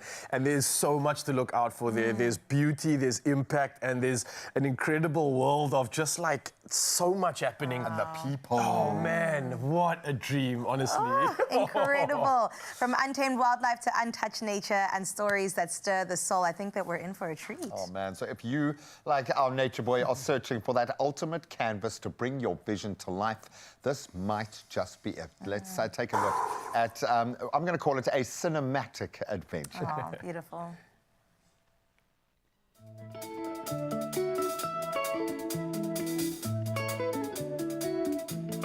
Hey, hey, what's happening? I'm Zanzi, and officially, let me welcome you to the beautiful KZN. And as always, we'll be showcasing its beauty like no other, but with a bit of a twist, because we're going to find out about the partnerships and the incredible work that goes into nature, environmental, and wildlife farming right here. Let's go. Hey Dave, how you doing? Morning. How's it? How are you? I've got to say thank you so much for having me. I'm so excited to be here. But tell me more about Bayela. What's really going on here, and how was this place even founded? Okay, so this was founded in 2016. We went from cattle farms. So a whole lot of shareholders had this vision of buying a piece of land, and they brought all the game farmers out and turned it into conservation. So out with the cattle, and then with the big five. Wow. So from rhinos, giraffes, zebras, buffaloes, everything, we can get those out here in the bush. What we've tried to do is it's a 3-star lodge, so we try and make it financially affordable for the local South Africans. We've got 3-star accommodation, 4-star food, and then 5-star the game drive experience. But you're also doing amazing work with your collaborations and partnerships, such as Newf, right? What's happening here, and why is this such a perfect collaboration for you? What's really nice with Newf is they bring these fellows from all over Africa. This is one of the very few places in KwaZulu-Natal where we could actually go and say, there's a cheetah, there's a lion, there's a buffalo, there's an elephant. And we basically just want to give them this really awesome platform where they can work from. Now, I'm really excited to head on a game drive right now. What do you think I could expect to see on this one? Well, I think that's the exciting part. We're not going to promise too much, but there's a beautiful bush out there and you need to get in the vehicle and go and have a look.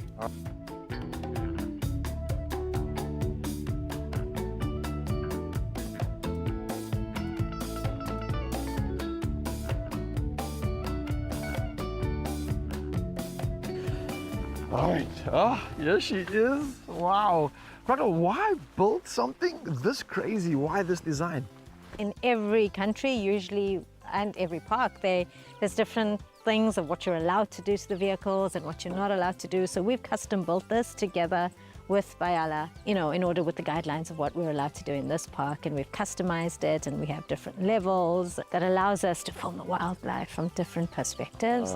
It's not just the design of this vehicle, but for me, being someone that loves gear in this world, what's going on with these lenses, the cameras? What am I looking at? I've never seen this in real life. So when international crews come here, a lot of this is about ensuring that fellows have had the experience to use high-end gear like a Red Raptor that we have with a CN20 lens, which is a 50 to 1000 mil lens on that Red Raptor.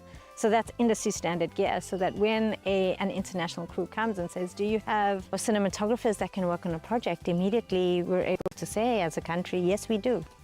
Some of the most inspirational documentaries in nature that has turned me into the nature boy that I am has shown me BTS of cameras and gear like this. I never thought I'd see it in person, so I can only imagine that the fellows must be losing their mind having an opportunity to play with these toys. This is insane. Can I have a look at some of those shots? Of course, yeah. How's it looking, guys? Oh my, is that a cheetah? Guys, get in on this. Where is that even? Oh my. Having a chance to see the specialized vehicles being used out here in the game farm and what Newf are doing, it's absolutely incredible. I mean, you only see these things often when you're watching like a big BTS of a massive production, something big and international. I'm still gonna need some time to reflect and process everything that I've just witnessed, because that was raw, live, and real like no other. Let me get some rest and process this before the next day's adventures. Oh, now we have just touched down at Ikaya, and this is truly a unique journey, because what I'm about to do is walk in the footsteps of some of the fellows that have come from across the globe to take part in these incredible lab sessions that are doing the most to expose the beauty of KZN, as well as the ability to tell great stories. So NEWF stands for Nature, Environment and Wildlife Filmmakers. You know, we always like to say film and television is booming all across Africa. We as Africans have always lived in harmony with nature and wildlife. This is a dive pool. This is where we do all our dive training. And the dive training is about providing access to the ocean for scientists, conservationists and filmmakers. And apart from the incredible work that's happening here, you've also got this piece of heaven, a slice out of a fairy tale, to be honest. This is Ikaya, and I'm dying to know what is exactly happening here. We provide accommodation as well as the venue where we host all our workshops. It's home, but more importantly, it's a space that our fellows can call home. Nowhere on the planet can you, in the morning, dive with whales and sharks, and literally 1 hour, 1.5 hours later, you are filming and photographing lions and elephants. 1 hour in every direction from this place is a national or private game reserve. 5 minutes down the road is one of the world's top 5 dive sites, and you can dive almost right through the entire year. We literally live in paradise.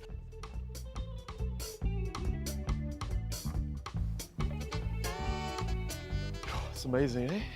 Honestly, this place is literally like a slice of heaven. And now, after hearing about the incredible work at NEWF and also seeing some of that footage from the labs and what those fellows have captured, let me tell you, I want to get in this water even more badly. And seeing that myself and my mermaid Mal have just finished our diving course, oh, I'm telling you, when you land at a UNESCO heritage site like this, you cannot do anything else but get in the water. So let's do it.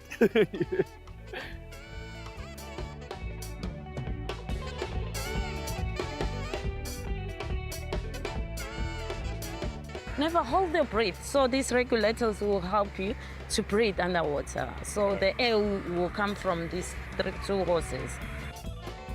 Meeting Slee for the first time, you can truly tell how passionate she is about her area, her community and her people. To become a dive master, a woman of color in this area where you don't see any of it happening, she's breaking boundaries, opening up the door, and more so keeping the door open for many others. This is a peaceful place. There is a silence, and you can hear the coral sounds.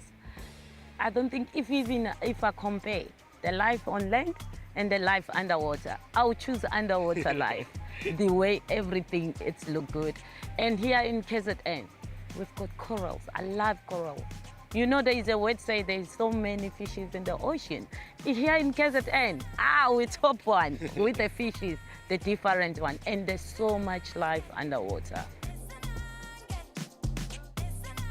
I'm obviously very new to this world of diving, having just recently qualified, and absolutely mind blown. I'm in the water without a wetsuit. It's warm, it's tropical, there's life, there's color. I had no idea that this is what I was going to see under the water. I don't even know half of the species that I'm looking at right now, and this is what's getting me more excited. It's like I've just stepped into a complete new world, and wow, I'm losing my mind. So my first diving experience in Sodwana was absolutely incredible. The water's warm, it's turquoise.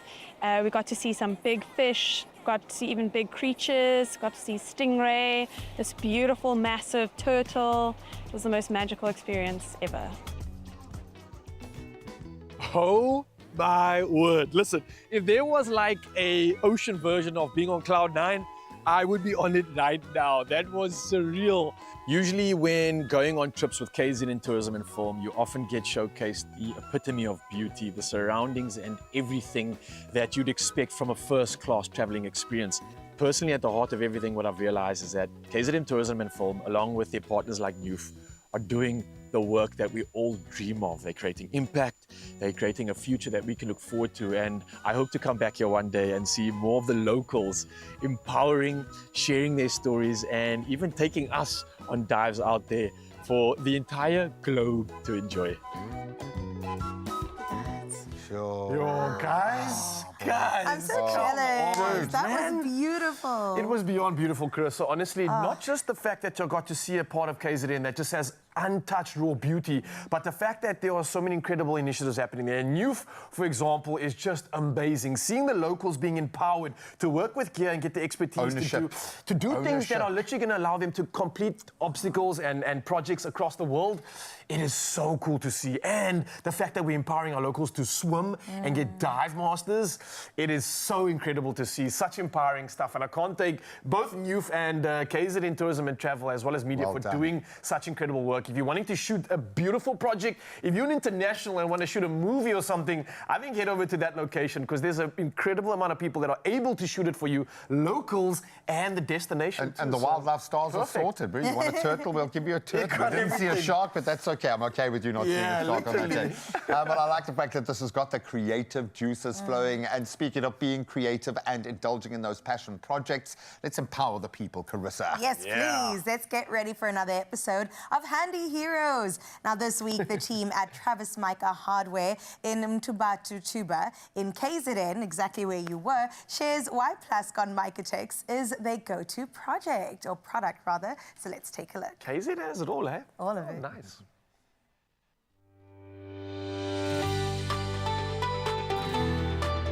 Powered by Plascon, today's handy heroes come from Travis Micah Hardware in Tuba in KZN. We've been in business since 1996 as Travis Micah Build.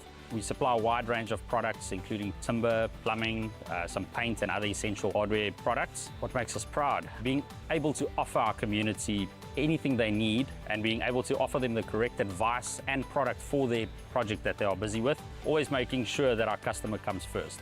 What I can say is I do love with our customers. We have to try with all our best to keep that customer so that we're gonna compete with other hardware stores.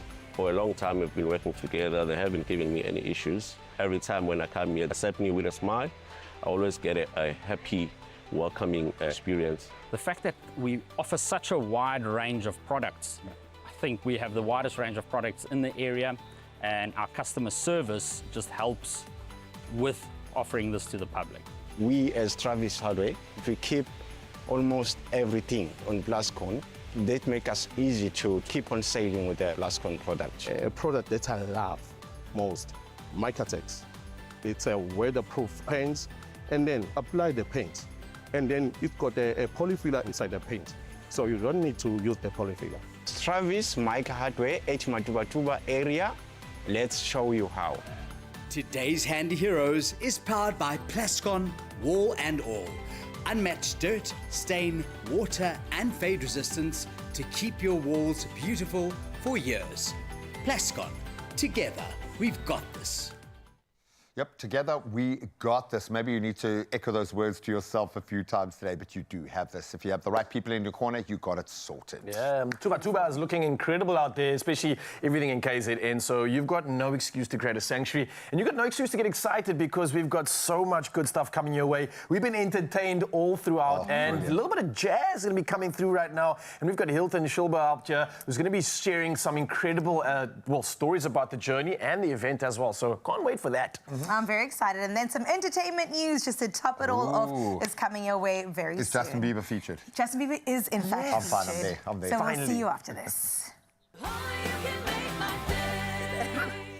Optimize your gut health with Phytoceutics range of pre, pro and postbiotics. Use code Expresso for 15% off at phytoceutics.com.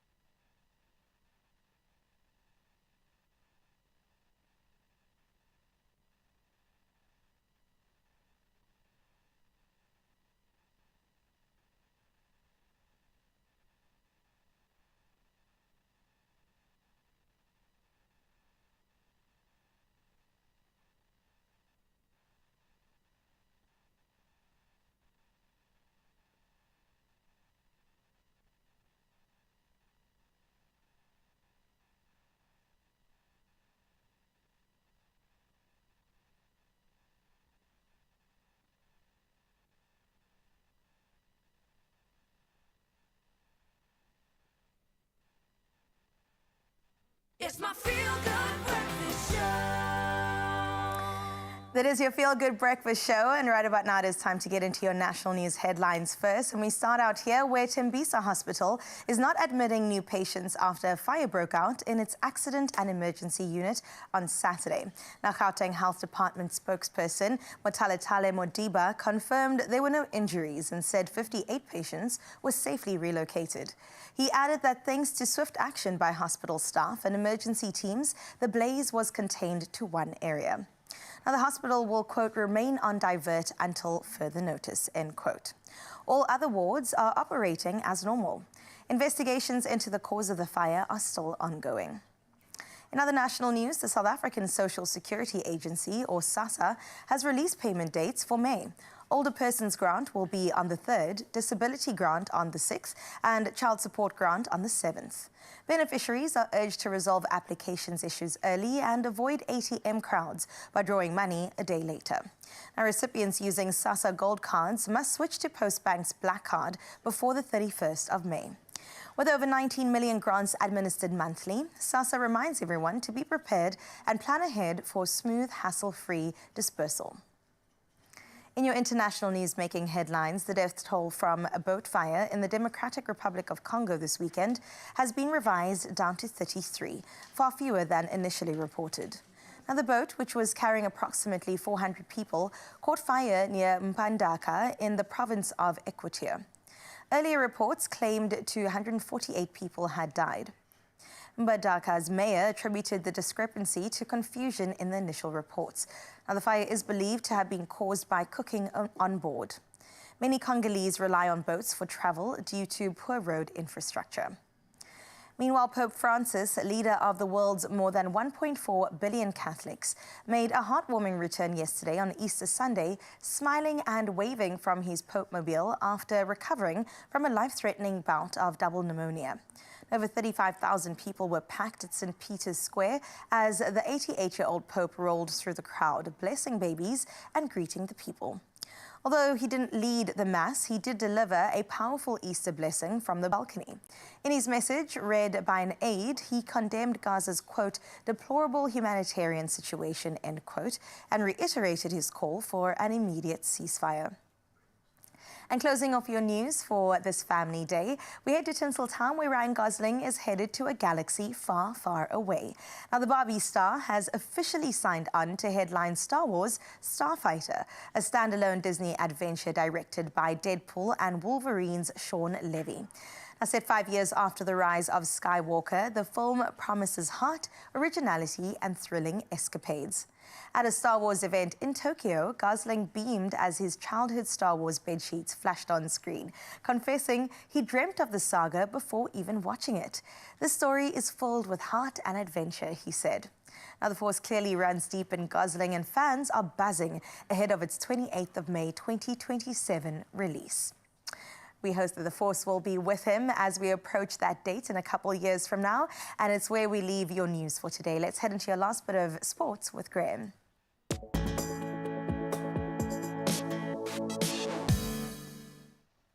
I thought for sure that was coming out on May the 4th, but anyway, we'll wait with bated breath. This weekend delivered. On the rugby front, massive nervy moments. Makazola Mapimpi scoring a last-minute try, literally, to secure an 18-17 victory for the Sharks over Edinburgh.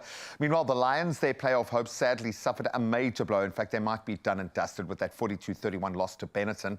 The Stormers, they narrowly defeated Connacht 34-29, and that was thanks largely to a hat-trick from Sasha Feinberg and Goma Zulu. He put his hand up, and then, of course, a dramatic TMO decision as well. Then, in another hard-fought battle, the Bulls, they showed their mettle, clinching a gritty 16-13 win over Munster. Now, speaking of showing your mettle, there was plenty of spice in Saudi Arabia as we turn to Formula One. Oscar Piastri claimed the third win of the season at the Saudi Arabian Grand Prix, holding off Max Verstappen, who picked up a 5-second penalty. So the McLaren driver now leads the World Championship, in fact, becoming the first Australian to do so since his agent, Mark Webber, did it back in 2008. Then Charles Leclerc, he completed the podium with Lando Norris finishing fourth. That was ahead of the Mercedes pair of Russell and Antonelli. Now we turn to tennis, and Holger Rune claimed his maiden Barcelona Open title with a 7-6, 6-2 victory over world number 2 Carlos Alcaraz. So Rune, the 13th seed coming into the competition, handed Alcaraz just his second clay loss in 23 matches, with the Spaniard clearly struggling physically in that second set. Rune's first title since April 2023 now ends Alcaraz's bid for a third Barcelona crown. Not great timing ahead of their trip to Paris soon for the next big Grand Slam. And then finally we turn to football, and this is a massive weekend for the league. Leicester City's relegation was confirmed. That was after their 1-0 loss to the table-topping Liverpool, with Trent Alexander-Arnold scoring the only goal 14 minutes from time. So Liverpool now move within just one win of a record equaling 20th league title. Leicester's home struggles clearly continuing as they failed to score for a 9th straight home defeat. But conversely, Liverpool's pursuit of that title now hinges on Arsenal's result up against Crystal Palace. It could just be one more round and the league will be done and dusted. Someone is very excited. In fact, he's so excited he's cancelled all traffic across the country. Let's get into some weather now with Mr. Dumorne.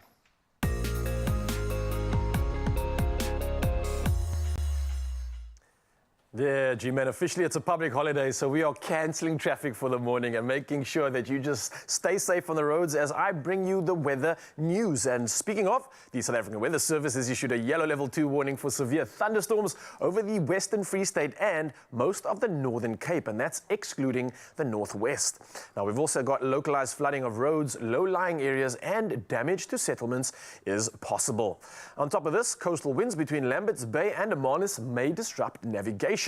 And in Johannesburg, residents should brace for a cold front. And it's arriving on Wednesday with a chilly high of only 18 degrees Celsius.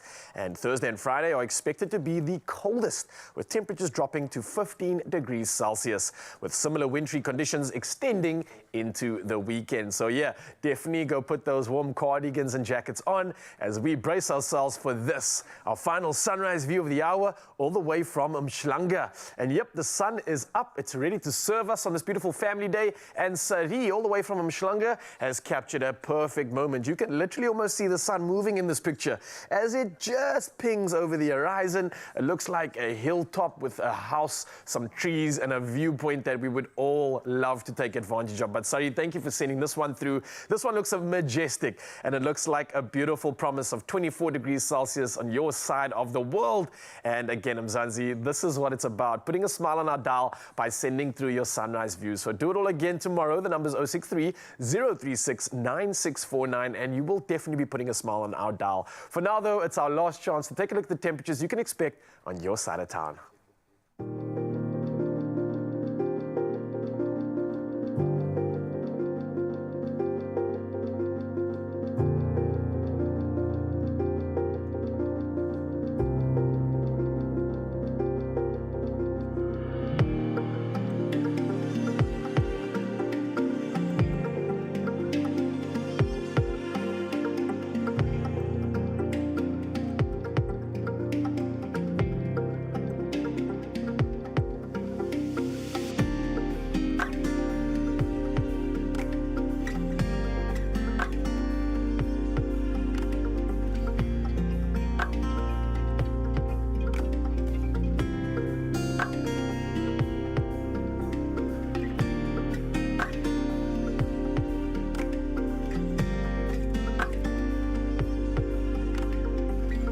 Yeah, it is getting a little bit chilly out there, so you definitely want to put something warm on and celebrate the fact that today still is Family Day. And here's another way to maybe celebrate by putting some moolah in your pocket.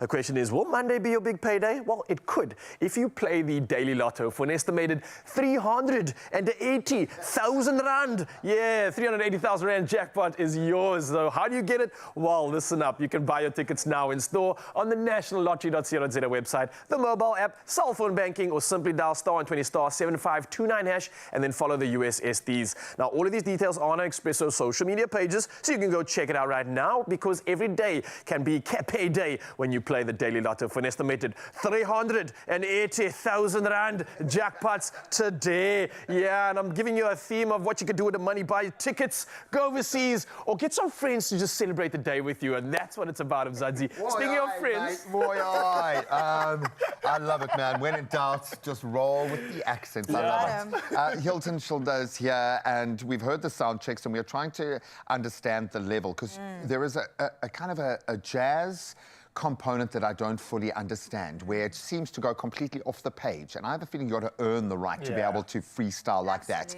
I think we have got some of the best in the country in the house this morning. And of course, it's all ahead of Journey to Jazz. The most incredible journey to jazz that you can actually take. Oh, You can get there. compadres. Will you journey with me to entertainment news too? Ooh, I think is it's it right spicy? over that way. Let's go. Justin. Aye, aye, Captain. Let's Justin go. Bieber. Wait for us, sir.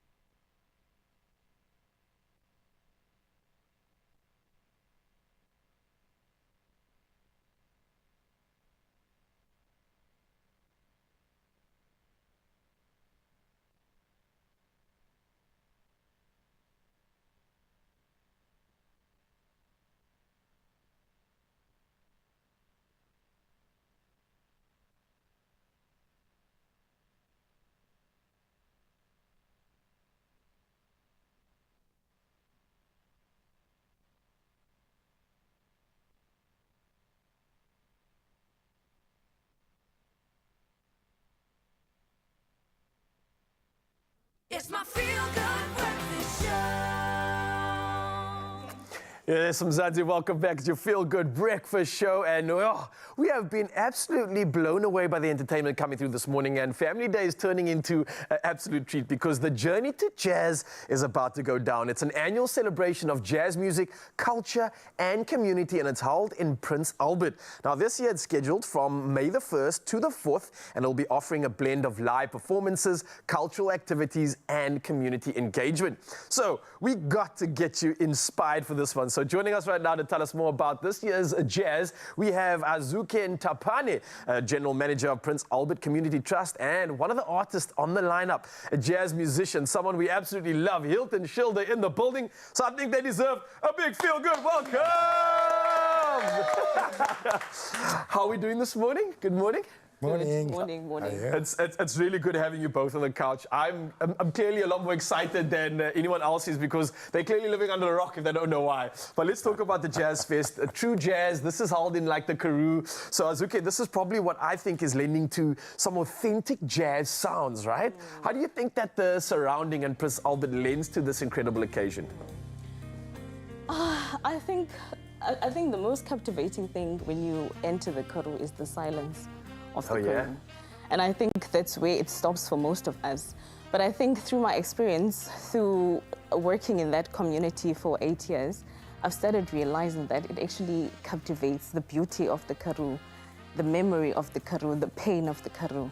And I think that jazz actually holds that, and that's why jazz makes sense.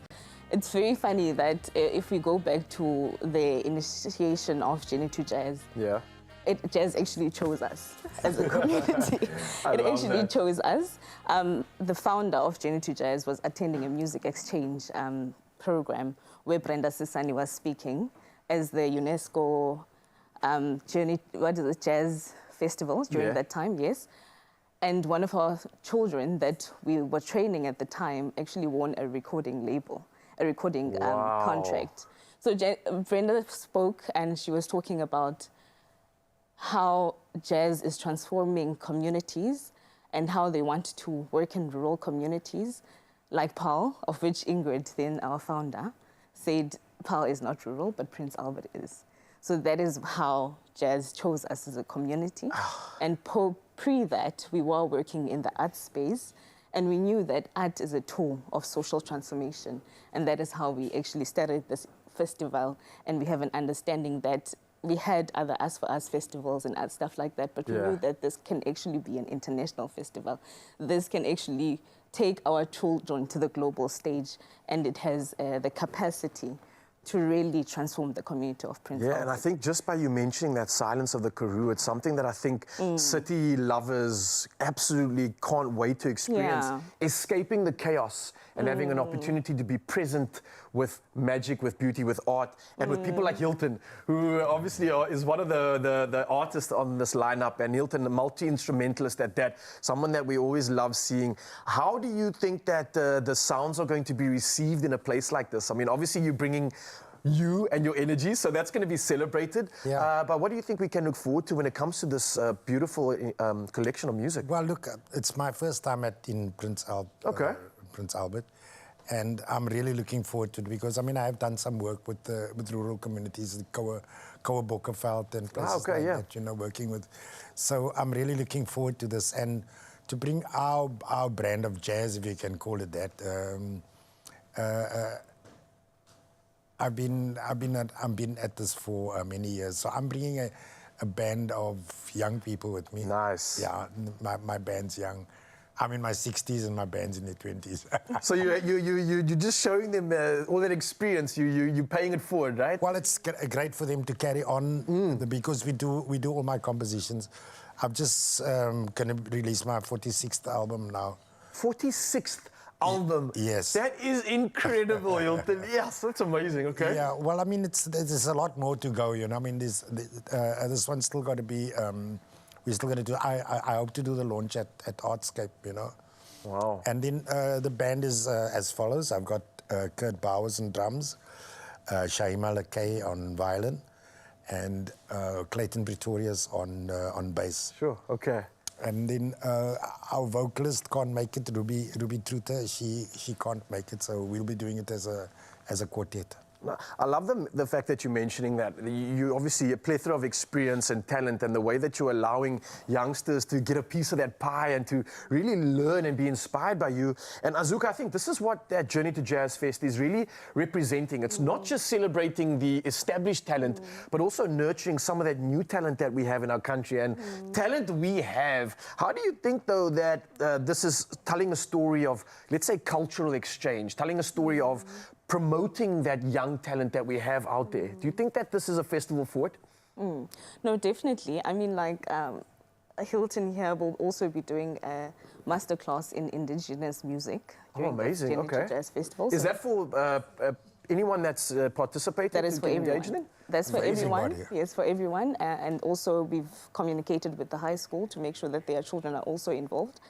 But I think the most important thing about, I mean, we did talk about that, I mean, like, we celebrate the artists, and I mean, I'm just really falling in love with the jazz genre, which I didn't know in the beginning.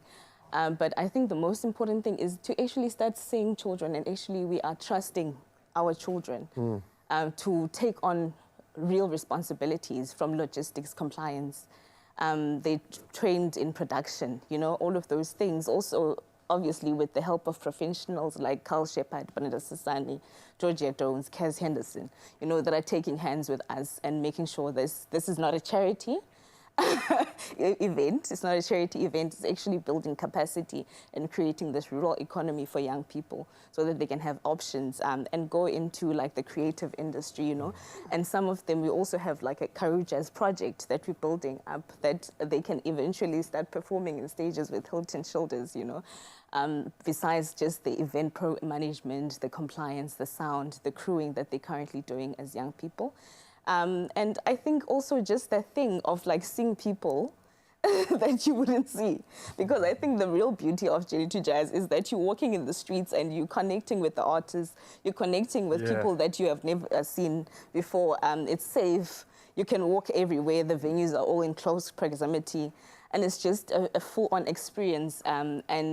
Also, the fact that our people in the community, well, I'm talking, but anyway. No, give us the information, we're not complaining. No, but also like the people in the community are also just super excited, and we have all of these activities. We have craft projects that are happening currently with people that are going to be welcoming you at the craft market that you currently have. We have yoga in the morning if you want to wake up and do yoga in the morning. We have Pilates, we have stargazing. So it's all of these things, like the community actually saying, come in, come experience us. And we would also love to experience you, you know. Listen, Azuka, and I think that is the power of jazz. I can hear as how you well. speak with such passion. And I think that's what stands out for me, is that people from Prince Albert are opening up their arms and inviting everybody from across the country to experience jazz, to experience this festival on such a different level. And it's not just about the music, it goes beyond that. I'm looking at the opportunity where there's a greet and meet program with Hilton.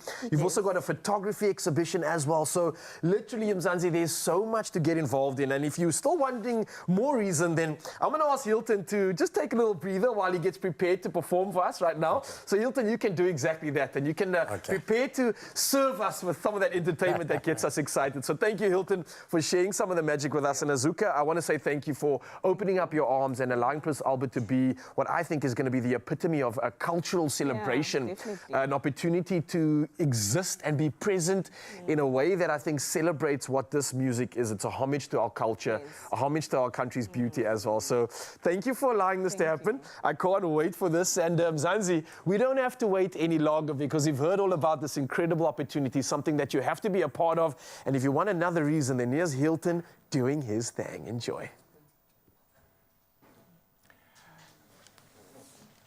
Okay, the name of this first piece is Dietary, which is the real name for devil's peak. It's the old name for devil's peak. It means the beak of a dove instead of the devil's horn.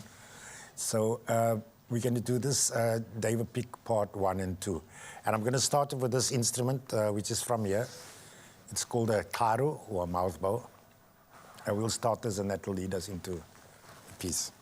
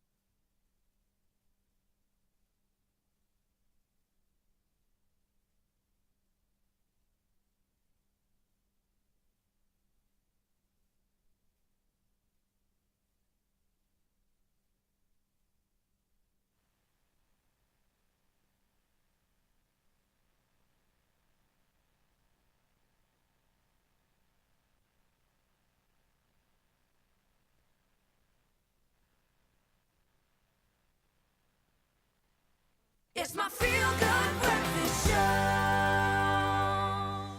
Welcome back, you beauties. Hilton was mind-blowing. I think we're trying to wrap our heads around it. Obviously, the journey to jazz is an opportunity for you to see firsthand some of the best aficionados in the land and from that area, which is great. But my little brain just can't understand the level of genius that we have experienced, and we will get another opportunity to do that as well. So stick around. But right now, my little brain needs some entertainment news that I can process, please. I definitely have that for you. I'm very excited to get into entertainment news, starting with a bit of a downer, I won't lie, because it's all around Keisha Cole. Now, we've been waiting for the moment that we get to see her live in South Africa, and there have been huge question marks all around this. Of course, we know her from all of her hits, and we thought we'd be able to serenade and sing it loud to our partners and our loved ones. Unfortunately not. It has been cancelled. No. So this is, of course, I think the third time around that they've kind of hinted at her not coming. The first time there was like a scheduling issue. Second time was the LA fires, which understandably so. And now this is the third time that her management has said, you know what, there's conflict with the scheduling. Can we push it out again? And the organisers have said no. Well, I think we need to do a little bit of digging here, because this is a PR nightmare for an artist in a very big market for them. So just to enter into discussions, the fact that this has been so vocally kind of put out there initially, you've got to mitigate that early on if you know it's not a done and dusted deal, because this story will hang around, it will stick around in South Africa. We now kind of associate her as the artist that doesn't want to come here, and I doubt that's the case. I'm sure she is desperate to come here. That's literally what I was going to say. Like, you've got to be careful when you mess with the Africans, huh? Like, don't play with our hearts. Ride or die. We'll celebrate you, but we will also take you down if you mess with us. And I think this is a very a sketchy line that's been walked here. I really hope that there is some more reasoning and justification, because disappointment is a real And also, thing. I don't want to feel like uncomfortable about coming here now. Please come here, because we want you to perform here. We love you, man. We want you to come. Oh, man. But I think it's just a big disappointment on the fan side as well. That's what it really is. We were really waiting for this moment. It was supposed to happen very soon, and everybody they bought their outfits, you know what I'm saying? And it's like an event. No, it's not happening anymore. Anyway, we'll see what happens going forward. Let's actually cast our eyes towards Cher. Oh, yeah, what's she up to? Such a big fan of Cher since the beginning days. And she recently, I think in 2022, announced that her relationship with a 40-year gap with her partner, AE, became public. And a lot of people were scrutinizing it, but I said Cher can get whoever she wants to. And now he attended Coachella without her and was surrounded by women, and people started speculating, saying they're no longer together. Why would Cher find herself at Coachella, guys? This woman is resting on her money. She's chilling. She probably sent those girls to look after him. You know what I mean? Make a wall around him, and I'm sure deserves everything that she gets, and just leave her alone. Or maybe she's just got like a younger man, because she doesn't age. I don't know. I'm not putting it out there. I'm just saying. Younger than the 40-year gap that they have. But look, she doesn't age, right? What's wrong with that? You can establish that. Nothing wrong. Sure, I love you. Don't come for me. But 40 years is quite a gap, but they look good together. I mean, look at that. She makes me, She's current. I suppose if you're looking at the PR stakes, if you're looking at that element, it's awesome that we are sitting here on the other side of the world talking about Cher's relationship. You want to keep yourself current? It's true, and she is a superstar since the 90s, early 2000s, and to this day. Somebody who also has gained relevance, maybe notoriously so, Justin Bieber. Yeah, how's the he doing? Biebs, hectic stuff happening that side. He's reportedly facing personal struggles financially. What? Apparently he's in debt, like crazy, How crazy even? debt. I know, How did he Justin spend his Bieber. money? It's crazy. They're saying that basically poor decision making is what brought him to this moment, and also damaged relationships. And if you think about it, relationships are everything at the end of the day. So if you burn some bridges along the way and make very bad choices. Well, it's also, and he might not be the only one making choices with his money. Remember, This is he's true. got representation, he's got financial advisors. We've seen some of the best, biggest, brightest artists in the world lose everything. Billy Joel lost everything because of a dodgy manager and literally had to rebirth his career so he could get his kids to school. Imagine. Okay, so this sort of stuff happens. It might not just be on his shoulders, but I hope for his sake that he's just okay. I hope so within the too. midst of that. But this could also be a lot of fanning What the is flames. what is Smoke that? and Oh, Fanning I the heard smoke. flames. I thought, okay, no, that's Because he's something probably else. still got about $100 million sitting in a bank account. Probably, which may not be enough to cover his lifestyle. I don't Operating know. expenses for his like 30 homes and things, maybe. You know. Maybe. Well, listen, this also happened to T-Pain, and he managed to come back. So I do believe Justin Bieber will. He's also distanced himself from Drew House, the fashion brand, to create his own called Skylark. So we'll definitely see where this is going to go, and hope, wish him the best in terms of mental health and his financial stability. We really hope that he'll be okay. But let's end off on a good note. We've got to bring it home again. Thank you. Calvin Momo, can I just say I'm such a fan. Absolutely love everything that you do, and you've blessed us so generously with so much music. And I'm not the only one that feels this way. His highly anticipated symphonic shows are set for the 6th and 7th of June. Now, this guy introduced us to Private School Amapiano, and it's just next level. It is so beautiful. It goes down at the Teatro in Monte Cassino out in Jersey, but when tickets went live, they sold out within minutes. Wow. Minutes. Wow. And people were so confused. They said, I just went online and there's none left. And it just goes to show it's such a witness to, of course, Calvin Momo's greatness and the fact that we love him.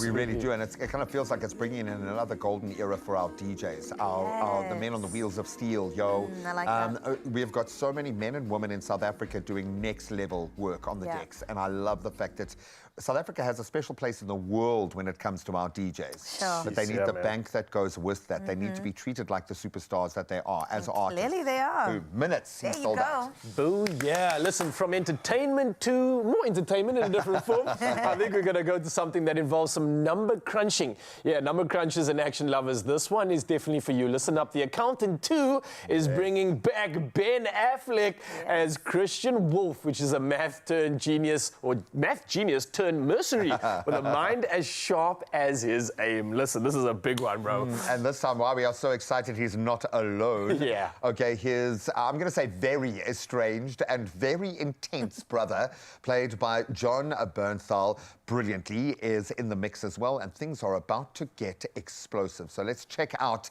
the official trailer and then dive into those numbers, the brothers, and why they are here for this sequel, and so are we. Take a look.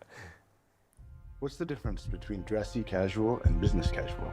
Both mean leave your cargo shorts and flip-flops at home. I don't own cargo shorts. I don't own flip-flops. Anything else? Don't wear your black suit. It makes you look like a mortician. Lord, my path has gone astray.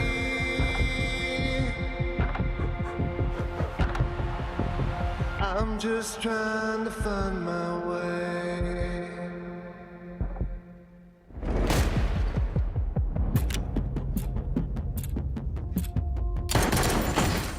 Now that you have gone away, Why'd you ask if he was having money problems? I'm just trying to find my way.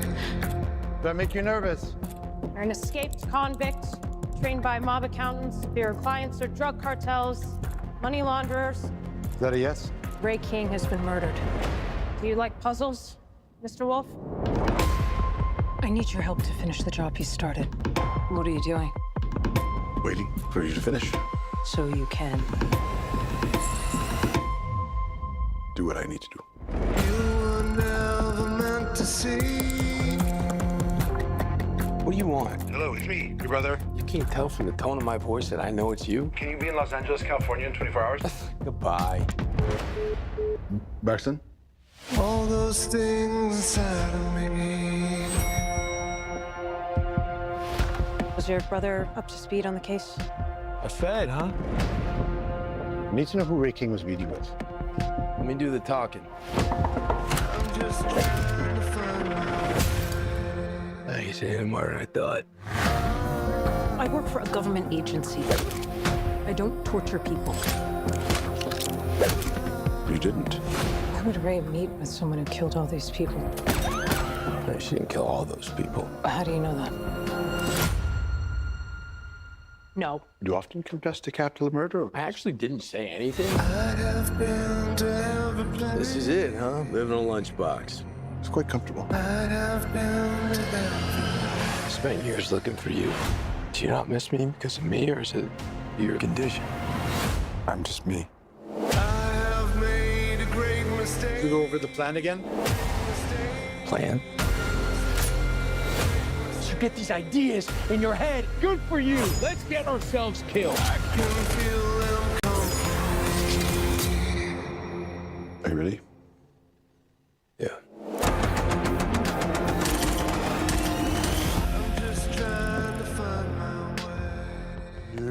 One day, my friend, we are going to just both be in action movies, and that's all we're going to do. Oh my word, does that not look like a cool film? It looks so good. And a laugh straight off the bat as well. I like the fact that the intense action is balanced with some great humor, and of course, your numbers are running out. This is your final chance to win tickets to a very special pre-screening of The Accountant 2. It's happening this Wednesday. That's the 23rd of April at 8 o'clock. Let's give away a lot of tickets. Yeah, listen, we're going to be giving away 100 double tickets. Yes, 50 we are. for New Metro Canal Walk in Cape Town and 50 for New Metro Hyde Park in Johannesburg. And yes, your popcorn and Coke. Important to note that you may only enter if you can actually attend the screening, okay, in either Cape Town or Jersey, or if you're willing to travel there, do anything just to watch this movie. Entries do close today at midday, so don't miss out. And of course, T's and C's can be found on our website, expressoshow.com. I like the way you looked at me like you actually have to be able to come You to have the to thing. be You there, don't have to book Graham. the ticket. Yeah, that's the kind of mistake I would make. We are going to take a momentary break, and then we're going to hop back into the kitchen. I'm so excited for this recipe. How do you guys feel about shepherd's pie? Oh, yes, please. Funny enough, what would normally get me to enjoy it? A little bit of Mrs. Ball. Come Now we are Can't go wrong with combining that. the two. Come on. Listen, you can't go wrong with a recipe like that, and you can't go wrong with Hilton Schilder still coming through to give us more reasons to get involved in our Jersey to Jazz. So you, Mzansi, don't need to go anywhere. Family Day continues right here on your Feel Good Breakfast Show.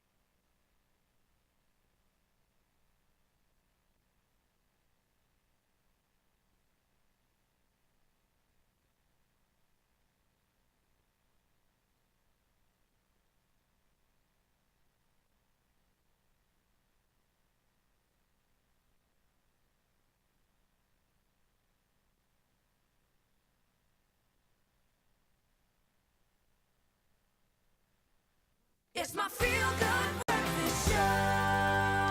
Welcome back. I'm going to say one last time, and we're going to savor every second that we have with you and give you some important information. This Monday could be your big payday, but you got to play your daily lotto for an estimated 380,000 Rand in the jackpot to find out. So what are you waiting for? You can go in-store, you can go online, nationallottery.co.za, you can use their mobile app, you can use your own cell phone banking app, or you can dial *120 *7529# for the USSD, and we will, as always, keep those details up on the Expresso social pages so you can check them out at your leisure. But I would imagine, I would say, just don't waste too much time. Every day could be your payday when you play Daily Lotto, and today it could be 380,000 Rand coming your way. So go and play now, and good luck.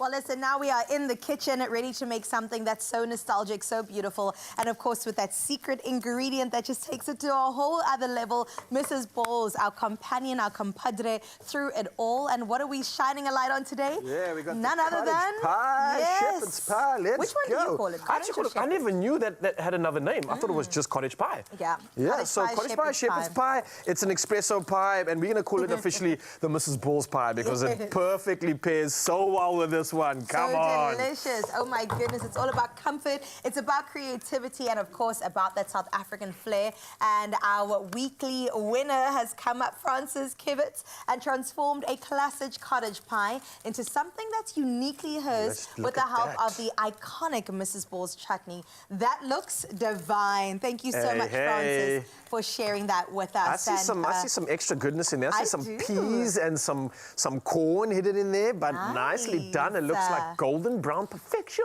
Very good, and congratulations to you, Francis. You won yourself 4,000 Rand. Yeah. And this is a winner's meal for sure. So let's recreate, or at least try to Let's try, yeah. Okay. You know what's going on here? You've browned some mince.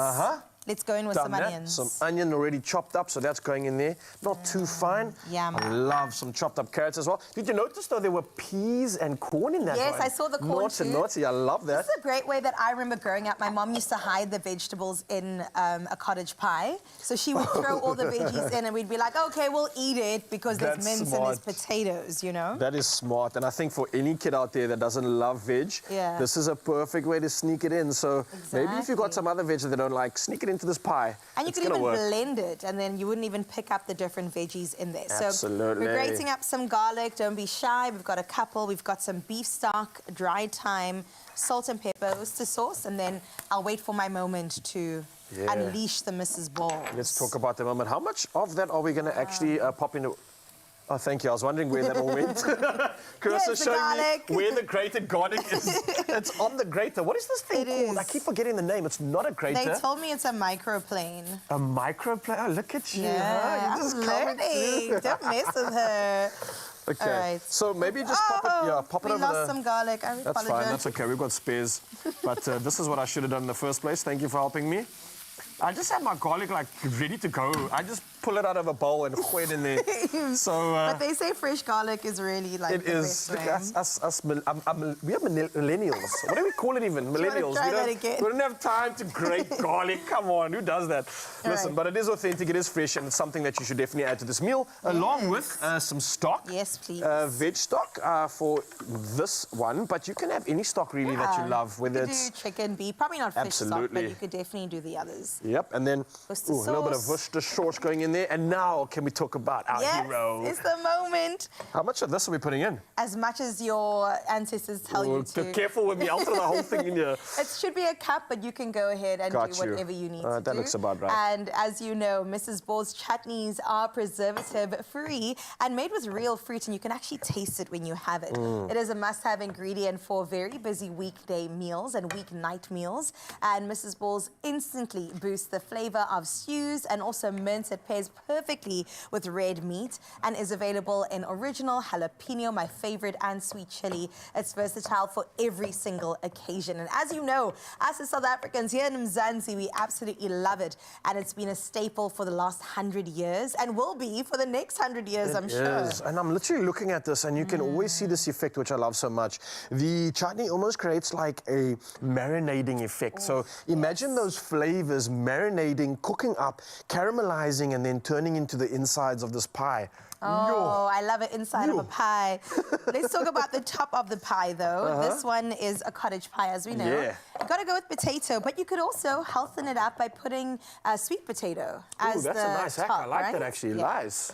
I've never actually tried that before. That's a great I hack. feel like you'd really like that. I would. I mean, look, potatoes deserve their place. It's a great starch, I a great love carb. potatoes. Obviously, sweet potato having some little extra goodness in it as well. But not many people are that big in terms of its flavor. Some people prefer the standard starch of an old school. Because potato's quite a neutral taste. And sweet potato comes with its own baggage. Yeah, that's exactly what I was leaning to. I mean, potato really can sort of absorb more of the flavor that it surrounds, and it does have a neutral taste or flavor profile. Whereas, like you said, that sweet potato really does bring its own sort of flavor nuances, as you might say. Absolutely. So pick your poison, pick your pick. You're not going to go wrong. They're both going to be amazing. You can do both, probably. Yeah. That's a good. Imagine mixing them. Mix of both. Ooh, you can even now throw we're some talking. butternut in here. Hey, now we are talking. So what exactly are you looking at trying to accomplish here, right? Apart from just getting a workout in. Exactly. Whoa, guns. All right, this is just going to be the top, and you don't want it to be too wet. Is that okay, like too mushy and too runny. Yeah. It should actually hold its own, hold its integrity, so that when you put it on top, it creates a proper layer. And when you put it on top, you could even do like a little squiggle like we've done here with a fork to make sure that it looks really I know good. that sort of perfect sort of texture and preference that you want is not too sloppy on the top. So almost like imagine biting into a soft potato. So like a soft mashed potato on top. You got the warm goodness of the insides. I mean, it's texture. Beautiful. It's a journey like no other. I absolutely love that. And as that goes ahead and continues to cook as mince and carrots do, congratulations once again to Francis. His cottage pie is just the perfect example of how a little flavor can transform a familiar dish into something so special. And if you think your recipe could be the next big hit, then show us why don't you with your twist using Mrs. Ball's chutney, and you might just walk away with 4,000 Rand. It's so simple. Here's exactly how to do it. Bring flavor to the table with Mrs. Ball's this holiday season. Show us how you use Mrs. Ball's chutney in your holiday meals, and you could win a share of 40,000 Rand. It's easy. Just comment on the competition post with your dish on Facebook and X. On Instagram, share your creation to your feed and tag us both. Don't forget to use the hashtags Mrs. Balls and bring your flavor to the table. So grab your favorite Mrs. Balls chutney, get creative in the kitchen, and let's bring the flavor to the table.